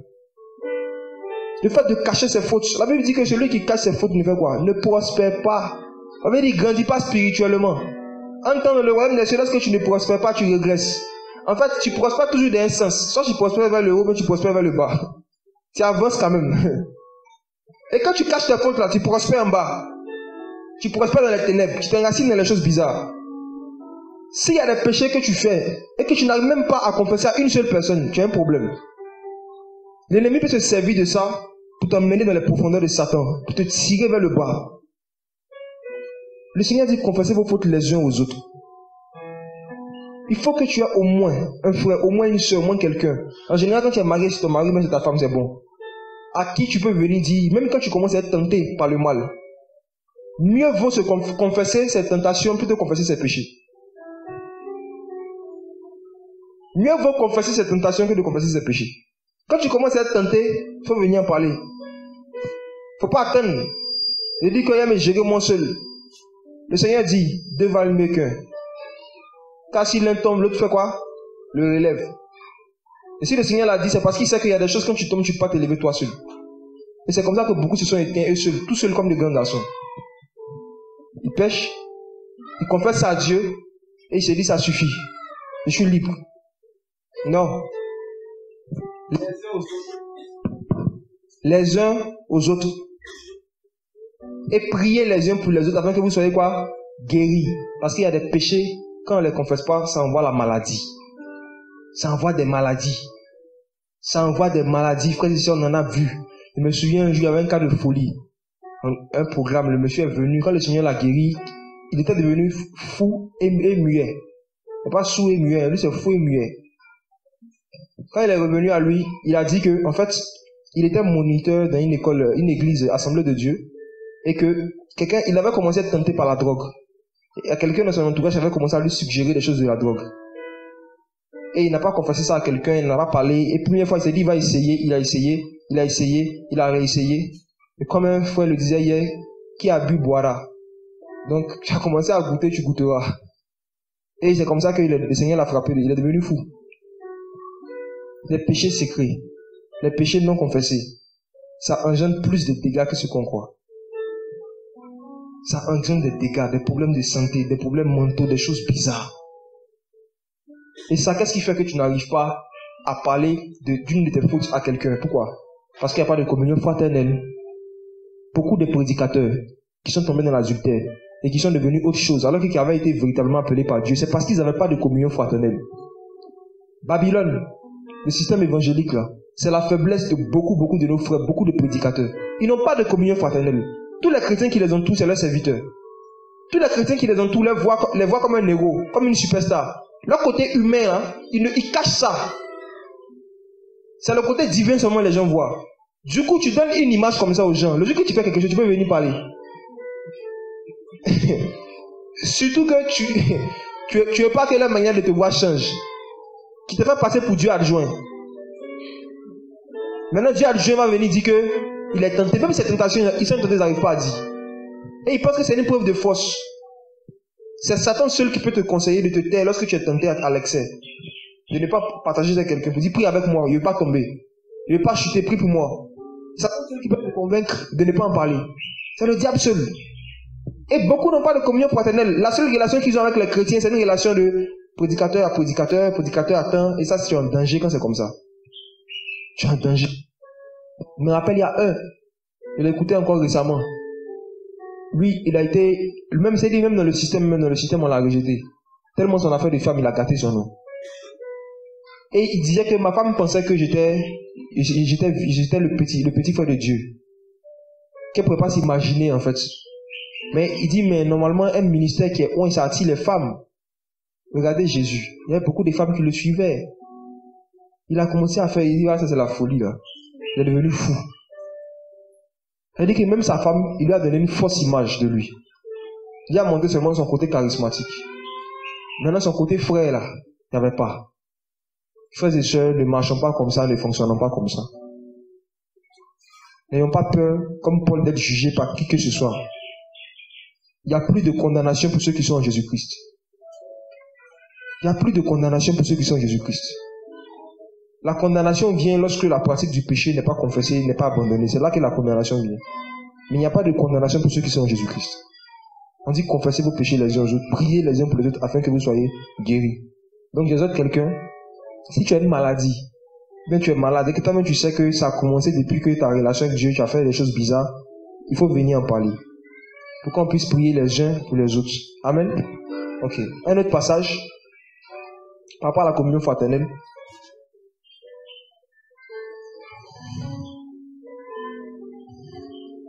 1 Thessaloniciens chapitre 4, le verset 9.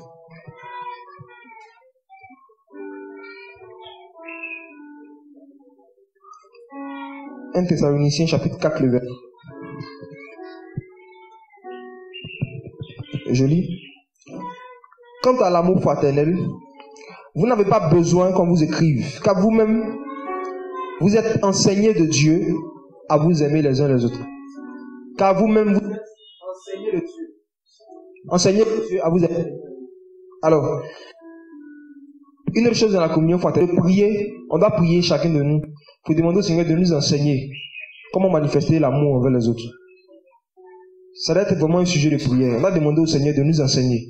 Et les chrétiens de Thessalonique, l'apôtre Paul dit que leur manière de pratiquer la communion fraternelle là, c'est pas lui qui les a enseignés ça, n'est-ce pas? Ils ont été enseignés de qui? De Dieu. Dieu leur a appris comment s'aimer les uns les autres. Donc il faut que ce soit un sujet de prière individuel, que chacun demande au Seigneur de nous montrer comment manifester cet amour-là. On va lire encore un autre passage.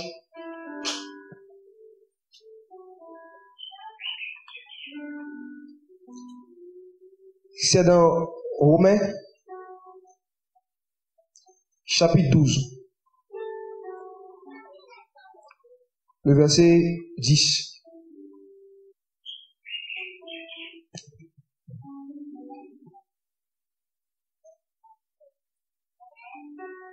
Romains chapitre 12, le verset 10.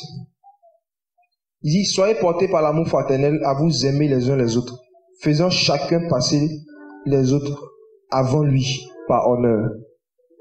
Soyez portés par l'amour fraternel à vous aimer les uns les autres, faisant passer chacun les autres avant lui par honneur. Donc l'une des manières aussi de manifester la communion fraternelle, c'est de faire passer les autres avant nous par honneur. Faire passer les autres avant nous. Comment est-ce que dans la pratique on peut pratiquer ça?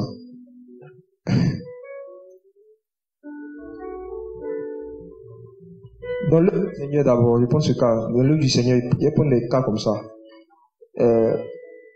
L'année où on a entendu parler des frères de TV de vie, et on a connu le professeur qui à l'époque priait à la Dubi.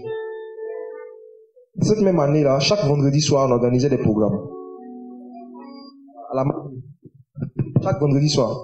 Et c'était vraiment édifiant, intéressant. Dieu faisait grâce, tout ça. Et cette année-là, quand on les a connus, dans le même mois, on avait déjà programmé de faire 2 ou 3 programmes les vendredis soirs. Mais on a appris que les frères, il y a des frères qu'on venait de découvrir, ils venaient de Paris et qu'ils avaient fait un programme dans le même temps. Et qu'est-ce qu'on a fait avec les frères? À ce moment, ils connaissaient personne ici, peut-être pas Mélissa. J'ai vu les frères, je leur ai dit que c'est vrai, on a déjà informé les gens, on avait déjà réservé la salle, tout ça. Mais faisons passer le programme avant nous. Avant le nôtre. Eux, ils vont faire et puis ils vont partir. Nous, on est là, on demeure. C'est notre pays. Donc, ce qu'on va faire, tous les frères et sœurs, la majorité, c'était des jeunes qui venaient et tout, des différentes assemblées. À ce moment, quand il n'y avait pas une Dieu n'avait pas encore mis. Ils venaient des AD, méthodistes, pasteurs et autres. Il dit, disons-leur qu'il y a un programme auquel nous tous on va participer. Et en général, la question que les gens aiment poser, c'est qui prêche, qui fait tant. En ce moment, on ne connaissait pas le fonctionnement des frères. On regarde si la créa, on dit c'est conférence Côte d'Ivoire. Donc on dit qui prêche, c'est le conférencier qui lui a prêché. Donc tout ça, on va aller voir, c'est quelqu'un va prêcher quand même. Voilà. Dans ce cas, s'il joue, tout ça. Donc qu'est-ce qu'on a fait? On a redirigé tout. On n'était pas dans la commission mobilisation, mais on a redirigé tous ces jeunes-là, là-bas. Et là-bas, beaucoup ont été éclairés. Beaucoup. Ils ne sont pas forcément avec nous ici, mais qui se réunissent dans certains quartiers par petits groupes. Beaucoup ont été éclairés. Beaucoup ont été appelés, tout ça. Et quand ils ont fini maintenant, on a repris nos choses. Vous voyez? Ça, c'est une manière, par exemple, de faire passer les autres avant nous. Et en général, pour faire ça, il faut être dans Philippiens 3:2 qui dit que l'humilité vous fasse regarder les autres comme étant au-dessus de vous. Si tu ne regardes pas les autres services que Dieu suscite, si tu ne regardes pas les autres ministères que Dieu suscite comme étant au-dessus de vous, tu auras du mal dans la pratique à faire ce genre de choses-là. Aujourd'hui, comme je disais, qu'est-ce qu'on voit? Il y a des divisions qui sont entre ceux qui sont convertis et ceux qui ne le sont pas. Mais il y a des divisions même souvent entre ceux même qui ont l'esprit de Christ, qui ont l'esprit de Dieu. Et ça, c'est les œuvres de la chair, c'est pas la volonté du Seigneur. Et ça arrive dans quelles circonstances? En général, lorsqu'on ne fait pas passer les autres au-dessus de nous. Nous tous, on a fait ces erreurs-là. Où tu as l'impression que ce que le Seigneur te demande de faire, c'est plus important que ce que le Seigneur a demandé à d'autres frères de faire. Donc, dans la pratique, dans le comportement, même dans les agencements des choses, tu as l'impression que pour toi, tu dois passer au-dessus des autres. Et ça, c'est pas bien. Dans les communions fraternelles, dans les amitiés entre frères et sœurs, si ton PDG te parle mal, supposons même qu'il t'insulte, comment est-ce que tu réagis? Tu l'insultes aussi? Ou bien, en général, tu te tais? Ça te fait mal, tu te tais. Et puis tu continues de travailler. Ou bien tu l'insultes et puis tu démissionnes. Tu réponds, quand ton supérieur hiérarchique te parle mal, te blesse, est-ce qu'on répond? Est-ce qu'on répond? Non. C'est ceux qui vont à l'école. Quand ton professeur te fait quelque chose qui te blesse, peut-être que tu humilies même en public pendant un cours, tu viens plus à l'école, mais tu continues. Tu continues? Ok. Pourquoi? Parce que tu fais passer le PDG, mais tu fais passer le professeur avant toi, par honneur. Maintenant, dans la pratique entre frères et sœurs, quand ton frère ou ta sœur te fait quelque chose qui touche ton rognon, comme on dit, comment tu réagis? Il y a des femmes que j'ai connues. Tu vois la manière dont elles parlent à leur mari, et puis la manière dont elles parlent à leur patron. Tu as l'impression que c'est le patron qui est le mari. Il y a plus d'honneur, il y a plus de soumission envers les supérieurs hiérarchiques qu'envers son frère en Christ. Parce que dans notre tête, frère en Christ, ça dit, voilà, banabana quoi. En même temps, même le frère là, le Seigneur dit que de le faire passer avant toi, de le voir comme étant au-dessus de toi. Et lorsque tu ne vois pas quelqu'un comme étant au-dessus de toi, ça va se voir dans tes manières de réagir avec lui quand il va te blesser. Ça va se voir dans tes manières de réagir avec lui quand il va te blesser. Beaucoup de chrétiens, surtout ceux qui vont à l'école, ceux qui vont au travail, quand on les blesse, on les fout dans leur travail, ils ne se retirent pas. Mais quand ils vont dans des assemblées où on les frustre, ils quittent l'assemblée. Pourquoi? Parce qu'ils ne voient pas les autres frères et les autres sœurs comme étant au-dessus d'eux. On te fait subir des plus graves, plus blessantes au travail, mais là tu ne démissionnes pas. Pourquoi? Parce qu'il y a un salaire qui est en jeu. À cause du salaire, par amour de maman, un jour que Dieu fasse grâce, j'ai à cœur de prêcher sur la cupidité et ses manifestations. Pendant au moins 2 semaines. Les différentes manifestations de la cupidité. Quand il y a de l'argent, on te blesse, tu restes. Parce que tu vois ce que tu gagnes. Parce qu'on te paye, parce qu'il y a des billets, il y a de l'argent en jeu. Là, quand tu es blessé, tu ne démissionnes pas. Mais avec des frères et sœurs, dans une assemblée, même dans les groupes de prière, dans l'église du Seigneur, quand tu es blessé, tu te retires. Pourquoi? Parce que là, tu gagnes rien. Il n'y a pas l'argent. C'est la cupidité. C'est la cupidité. Les mêmes comportements, les mêmes quand on est blessé à l'école ou au travail, on doit avoir les mêmes comportements quand on est blessé dans l'église. On ne se retire pas parce qu'on est blessé. On ne s'isole pas parce qu'on est blessé. C'est le serpent qui fait ça. Le python, lorsqu'il est blessé, il se replie sur lui-même. Il n'a pas de venin. Donc il s'enroule sur lui-même, puis il est là. Et dès que tu veux le toucher, maintenant, paf, il t'étouffe. Les réactions qu'on a montrent qu'il n'y a pas la communion fraternelle. Veillons sur les réactions qu'on a lorsqu'on est frustré, on est blessé par des frères et sœurs. Si on ne vient pas ici pour parler de nous, mes frères et sœurs, il dit ce qu'on a vécu, notamment me concernant. C'est dit, il y a humiliation, et puis il y a envie de dire humiliérie. Des choses, des entreprises parfois, des Libanais, des humiliations, des choses qu'on peut pas imaginer. Et quand tu te sens humilié, si tu ne réagis pas comme Christ, tu développes soit un complexe de supériorité, soit la haine et la rancune envers les personnes qui t'ont blessé. Et tu commences à faire beaucoup de choses dans un esprit de vengeance. Il y en a même qui travaillent dans un esprit de vengeance. Quand j'étais petit, ils ne se sont pas occupés de moi.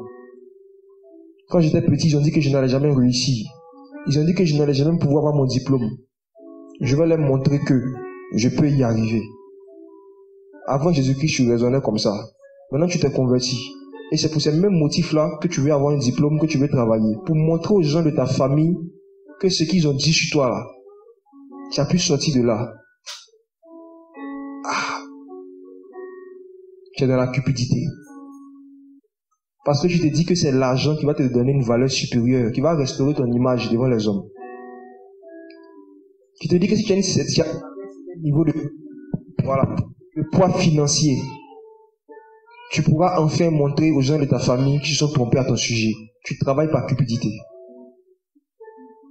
Tu travailles par cupidité. Dieu n'a pas donné l'argent aux hommes pour se faire aimer. Amen. Le but pour lequel Dieu nous a donné l'argent, c'est pas pour nous venger.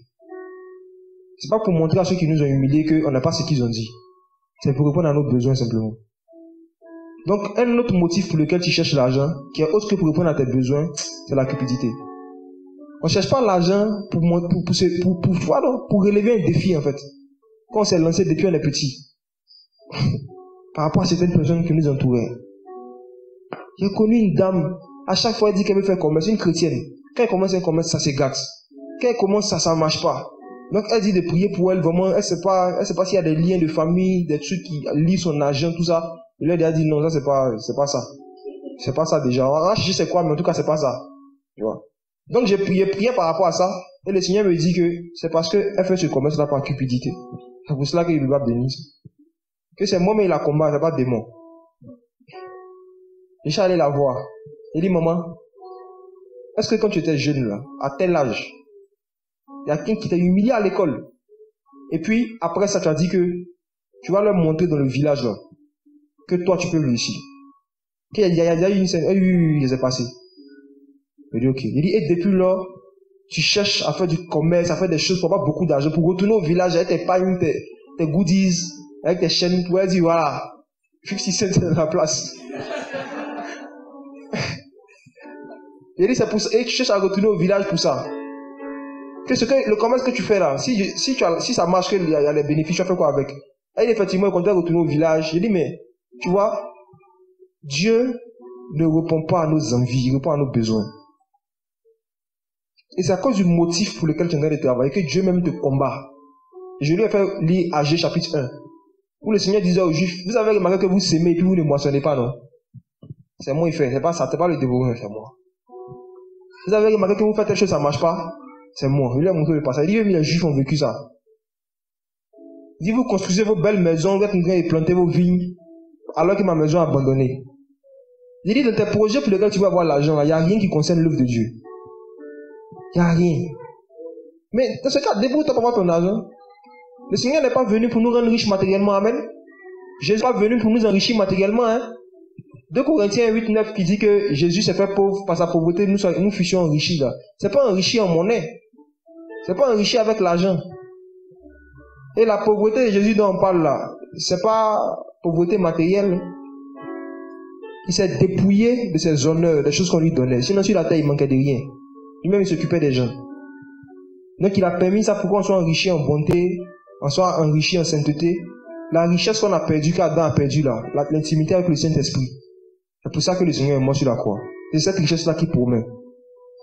Spirituelle, les bénédictions spirituelles dans le lieu céleste, comme l'a dit dans Colossiens 3:1. C'est pour cela qu'il est mort. Il dit donc, maman, quitte dans ça. Et combien de chrétiens cherchent à avoir de l'argent ou bien à travailler pour essuyer les blessures du passé. Montrer des choses aux gens de leur famille, à leurs parents qui les ont blessés.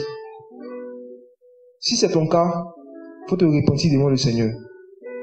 Et dis à Jésus de te donner un autre motif pour lequel tu vas travailler. Tu vas travailler comment? Pour faire quoi? Pour subvenir à tes besoins et puis pour subvenir aux besoins des frères. On va lire un passage.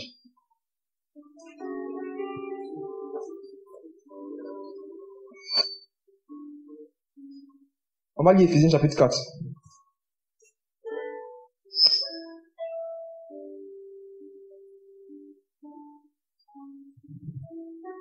Un merveilleux passage. Éphésiens 4, je cherche.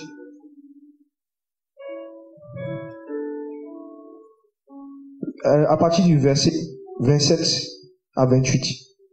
Éphésiens 4, verset 27 à 28. Je lis. Ne donnez pas une occasion d'agir au diable. Que celui qui dérobait ne dérobe plus, mais plutôt qu'il travaille en faisant de ses mains ce qui est bon pour avoir de quoi donner à celui qui est dans le besoin. Amen. Regardez quelqu'un qui volait. Verset 28. Le Seigneur dit que celui qui vole ne vole plus, mais qui travaille en faisant de ses mains ce qui est bon pour avoir de quoi donner à celui qui est dans le besoin. Même le voleur, le braqueur, s'il doit arrêter de voler pour commencer à travailler là, le motif c'est de pouvoir répondre aux besoins des gens. Ah! Voici l'évangile. Voilà le motif pour lequel un ancien voleur doit chercher à travailler. C'est pas pour montrer aux gens de sa famille que ouais, maintenant il est en Jésus, il vole plus, il a l'argent. C'est pour pouvoir répondre aux besoins de ceux qui n'ont pas. Lui-même d'abord, lui-même il est dans le besoin, et puis ensuite aux besoins des autres. Voici le motif pour lequel le Seigneur a institué le travail parmi ses enfants. Amen. Il faut revoir les motifs pour lesquels tu cherches à avoir beaucoup d'argent, pour que tes choses, il faut voir un peu. Faut chercher à voir. Ça a changé ta manière d'économiser. Ouais, tu peux économiser par cupidité. Le fait d'économiser juste pour pouvoir relever encore un défi sur ton compte en banque. Dis-moi, avant mes 30 ans, il faut que j'ai 10 millions sur mon compte. Et tu commences à économiser dans cet esprit, cupidité. Tu te fixes une somme que tu te dis, je dois atteindre avant tel âge. Cupidité. C'est pas pour ça que Dieu veut que nous on travaille. Et frères et sœurs, tous ceux qui vont rater l'enlèvement, leur argent ne pourra pas les servir. Les chrétiens qui vont rater l'enlèvement ne pourront pas utiliser leur argent s'ils n'acceptent pas de prendre la marque de la bête. Personne ne pourra rien venir acheter s'ils ne prennent pas la marque de la bête. Donc, si tu es dans la cupidité toute ta vie et que tu rates le royaume du Seigneur, pourquoi tu t'es tué toute ta vie, tu ne pourras pas en profiter, à moins que tu ne prennes la marque de la bête. Supposons que tu t'es débattu pour économiser 10 millions, tandis que tu voyais des besoins dans l'œuvre du Seigneur. Quand il dit l'œuvre du Seigneur, moi je parle vraiment de ce qui concerne les hommes. Voilà. Les gens qui avaient des besoins, là j'ai dit il faut que j'aie mes 10 millions, pas pour un projet en particulier, juste pour le plaisir d'amasser. Tu le fais et supposons que tu rates l'enlèvement parce que tu es dans l'idolâtrie. La cupidité, c'est une idolâtrie. La sirène des eaux et ses amis, les démons guerriers, tous les esprits que tu as priés sur, tu as parlé sur eux là. vont venir dans ta maison. Te dis, bon, c'est nous les gestionnaires de ton compte maintenant. Tu ne peux rien vendre ni acheter si tu ne prends pas la marque de la bête. Donc, à quoi va te servir tous ces billets que tu t'es tué pour amasser? À quoi ça va te servir? À rien. C'est pour cela qu'il faut veiller toujours à ce que ta manière de chercher Jésus, ta manière de chercher à connaître Dieu ne soit pas moins que ta manière de chercher l'argent. Le Seigneur ne nous dit pas de ne pas travailler, de ne pas chercher à avoir de l'argent pour s'occuper de nos besoins. Mais si ta manière de chercher l'argent est plus que ta manière de chercher Dieu, tu es dans l'idolâtrie. Le Seigneur dit, vous ne pouvez pas servir Dieu et maman. Ton service que tu fais pour avoir l'argent et ton service que tu fais pour Dieu, il faut voir lequel tu fais avec le plus de sérieux, lequel tu fais avec le plus de détermination. Le Seigneur n'est pas venu pour nous enrichir matériellement. Il rend riche qui il veut. Il peut rendre riche un musulman, comme on en a beaucoup déjà. Il peut rendre riche un païen, il peut rendre riche un chrétien. C'est sa volonté. Mais ce que nous, on doit chercher, le royaume des cieux et sa justice. Donc, l'une des manières de rechercher le royaume des cieux, c'est de rechercher la communion fraternelle. On va prier, dire Seigneur, si déjà je suis dans une communion fraternelle avec un membre de ton corps, aide-moi, enseigne-moi comment mieux manifester encore cet amour-là. Si ce n'est pas le cas, toi-même conduis-moi vers des personnes, des membres de ton corps, avec qui tu veux que je sois en communion. La communion fraternelle ne se force pas. Regardez, Jean-Baptiste fœtus, Jésus-Christ fœtus, ils étaient en communion fraternelle. C'est la communion des esprits. Marie s'en va chez Élisabeth. Elle salue seulement. Elle n'a pas prêché. Elle n'a pas prophétisé. Elle n'a pas donné un cantique. Elle a salué Élisabeth. Lorsqu'elle a salué, dans sa voix, il y avait une autre voix. Derrière la voix de Marie, il y avait la voix de celui qui crie. Et Jean-Baptiste a reconnu quelque chose. Et il a tressailli dans le ventre de sa maman.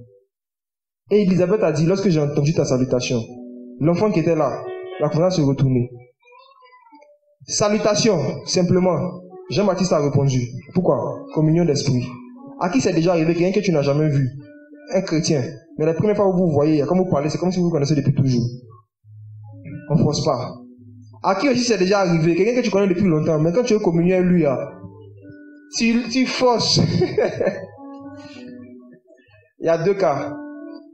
Ce n'est pas dans la volonté de Dieu pour ta vie que vous soyez proches. Il y a ça aussi. Parce que c'est Dieu même qui choisit qui sont tes proches. Hein. Amen. C'est Dieu qui choisit tes amis. Dieu ne veut pas que vous deux soyez proches forcément. Soit c'est parce que ce n'est pas la même postérité. Vous êtes deux cas. Dans un cas comme dans l'autre, il ne faut pas forcer. Mais la salutation est déjà quelque chose doit tressaillir dans son vote. Donc si vous causez, il n'y a rien qui te fait quelque chose là, il faut laisser. Faut pas forcer. Faut laisser, faut demander au Seigneur de te conduire. Vers quelqu'un, vers les frères et sœurs avec qui tu peux avoir cette communion. Vous pouvez vous exhorter les uns les autres. Vous pouvez vous servir les uns les autres. Vous pouvez partager vos fardeaux les uns les autres. Porter vos fardeaux les uns les autres. Pour ceux et celles qui n'ont pas cette relation avec les personnes avec qui ils sont mariés, du fait que peut-être qu'ils ne sont pas convertis, ou bien du fait que peut-être qu'ils sont rétrogradés, ils s'intéressent plus trop aux choses du Seigneur. Ce que le Seigneur attend de vous, c'est que vous les gagnez par votre attitude. Tu es marié avec, supposons, je prends le cas de ceux qui sont mariés avec les chrétiens rétrogrades. Tu es marié avec quelqu'un qui a rétrogradé. Ça veut dire qu'il ne plus, il ne médite plus, les choses de Dieu, mais ça ne l'intéresse pas. Même enseignement, il n'écoute plus. Quand vous êtes ensemble là, tu n'as pas besoin de lui dire, viens, on va prier. Il n'a qu'à voir que toi, tu pries régulièrement. Il n'a qu'à voir que toi, tu écoutes les prédications. Toi, tu écoutes. Tu vas gagner par ton attitude. Lorsque tu fais à côté d'un chrétien rétrograde, les choses qu'il faisait avant et qu'il ne fait plus, il est convaincu de péché. N'est-ce pas? Lorsque tu fais à côté d'un chrétien qui a rétrogradé, les choses que lui faisait avant, il commence à, comme on le dit dans notre jargon, il commence à sciencer. Donc tu peux le faire sans parole. Pour ceux et celles qui sont mariés avec des personnes qui ne sont pas nées de nouveau. Donc du coup, vous ne pouvez pas avoir de communion fraternelle. Vous n'avez pas en commun le même intérêt, la même affection pour les choses spirituelles, les choses d'en haut. Ce que Dieu attend de vous, c'est que vous priez beaucoup pour ces personnes-là. Parce que dans Romains chapitre 5, le verset 5, la Bible dit que l'amour de Dieu est déversé dans nos cœurs par le Saint-Esprit. Amen. Ce n'est pas vous qui allez déverser l'amour de Dieu dans leur cœur. Si vous voulez les forcer, vous allez les rendre hypocrites. En temps, on va lire un passage qui dit, il faut que l'amour fraternel soit sans hypocrisie. Et souvent, les familles chrétiennes nous poussent. À force de nous forcer à prier, nous forcer à faire les choses, on nous a rendu hypocrites. Tu ne fais pas avec ton cœur, tu le fais pour faire plaisir à l'autre. 1 Pierre 1, verset 22.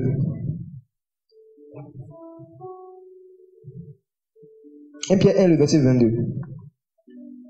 Ayant purifié vos âmes en obéissant à la vérité par le Saint-Esprit, afin que vous ayez un amour fraternel qui soit sans hypocrisie, aimez-vous ardemment les uns les autres d'un cœur pur.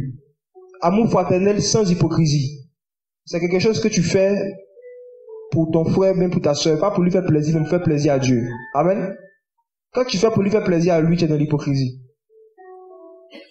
Donc tu peux être dans une communion fraternelle hypocrite avec ton mari, mais avec ta femme. Si tu vois que l'affection pour les choses d'en haut, ton conjoint n'a pas ça naturellement, tu dois prier pour lui parce que toi-même, c'est le Saint-Esprit qui a mis ça dans ton cœur. Tu ne dois pas le forcer. Même vos enfants, faites attention. C'est bon d'inculquer des bonnes manières à ses enfants. Mais la culture chrétienne et puis la conversion, c'est deux choses différentes. Tu peux lui inculquer la culture chrétienne. On prie avant de manger. On fait temps avant de temps. On fait temps avant de dormir. Mais il faut beaucoup lui parler aussi du jugement dernier et puis de la conversion. Quand la personne devient consciente, quand l'enfant devient conscient, il faut le mettre face à son salut. Les enfants, Dieu leur a donné l'intelligence pour comprendre, ils comprennent. Il faut lui parler du salaire du péché. Il faut lui parler du sort que le Seigneur réserve à tous ceux qui sont dans la désobéissance vis-à-vis de sa parole. Sinon, vous serez dans une communion fraternelle par hypocrisie. Venez, on va prier. On dit chaque 5 heures, c'est à la maison, on prie ici chaque 5 heures. On prend tout le monde. On vous force. Et les gens viennent à contre-cœur. Et puis on se met ensemble. Et puis on prie. Tu vas te frustrer. On a essayé, hein. Qui a essayé ça dans sa maison? Tu t'es converti, tu as décidé de mettre moment de prière. Et tout c'est de la maison. Comment c'est fini? Comment? La communion fraternelle, c'est entre ceux et celles qui ont reçu l'Esprit de Christ. C'est entre ceux et celles qui ont expérimenté la nouvelle naissance. Sinon, quand tu veux forcer ça, tu vas te blesser. Tu seras frustré. Tu donnes le sujet de prière, tu vas dire ceux qui prient. Tu fermes les yeux, tu sais ta voix, tu entends. Tu dis, élevons la voix. Et puis, toi, tu élèves la voix, et puis c'est toi, tu es seul. Après, maintenant, tu as commencé à prendre les versets. Ce peuple m'honore du bout des lèvres, mais son cœur est éloigné de moi. Mais oui, son cœur est éloigné. C'est celui c'est leur cœur proche. C'est toi qui les a attirés. C'est pas le Père qui les a attirés, c'est toi qui les a attirés. Passons plus de temps à intercéder, à prier pour les personnes qu'on aime et qu'on veut voir aimer Dieu. Ce n'est pas par notre force, par notre puissance qu'ils vont changer, c'est par le Saint-Esprit. C'est par l'Esprit de Dieu. N'oublions jamais nous-mêmes comment est-ce que Dieu nous a convertis. Ça va nous aider aussi à nous comporter bien envers les gens. N'oublions jamais. Pour ceux en tout cas qu'on ne n'a pas forcé, vous aussi faites attention, ne forcez pas quelqu'un. Quand tu as envie de prier, ceux et celles que tu connais comme des gens qui aiment la prière, il faut les prendre, vous allez prier ensemble dans la maison. Il ne faut pas imposer ce joug-là à toute la maison. Parce que vraiment, c'est réveiller à 5 heures, même à 6 heures, pour prier, pour quelqu'un qui n'est pas né de nouveau, vraiment, c'est une punition. C'est une torture. C'est une torture. Même ceux qui sont nés de nouveau, mais souvent, c'est grave. Souvent, c'est une croix. Ils appellent ça porter ma croix. C'est lever le matin pour parler avec ton Dieu, c'est une croix. Il porte ma croix, Seigneur, c'est pas grave. Descends du lit, porte ma croix. Et imaginez-vous des gens qui n'ont pas d'affection pour les choses d'en haut. Et on veut les faire des moments de prière chaque semaine avec eux. Oh, c'est fatigant. Gagnez-les par vos attitudes. Là où les gens les condamnent, là, comprenez-les. Là où les gens les accusent, là, justifiez-les et puis réprimandez-les dans le secret. Là où les gens les rejettent, les font bizarre, vous rapprochez-vous d'eux, parlez avec eux. Un jour, le Seigneur peut changer leur cœur. Mais nos méthodes traditionnelles, on va faire celui de prier à la maison, hein. Vraiment, souvent ça fatigue, quoi. C'est pas pourquoi il y a que de parler de ça, mais voilà. Frères et sœurs, vous avez compris, à part tout ce qu'on a dit, que vraiment on demande au Seigneur de nous apprendre à mettre ça en pratique, que ce ne soit pas seulement des paroles, que ça devienne une vie, que ça devienne notre vie, qu'on se soucie de plus en plus à partager nos bénédictions spirituelles, les exhortations, les méditations, à partager notre vie spirituelle avec quelqu'un, avec des personnes en dehors de dimanche, parce que dimanche on ne le fait pas. Que le Seigneur nous apprenne, pour ceux qui ne le font pas, pour ceux qui le font déjà, que le Seigneur vraiment vous encourage et vous enseigne à mieux encore pratiquer la communion fraternelle. Nous prions le Seigneur.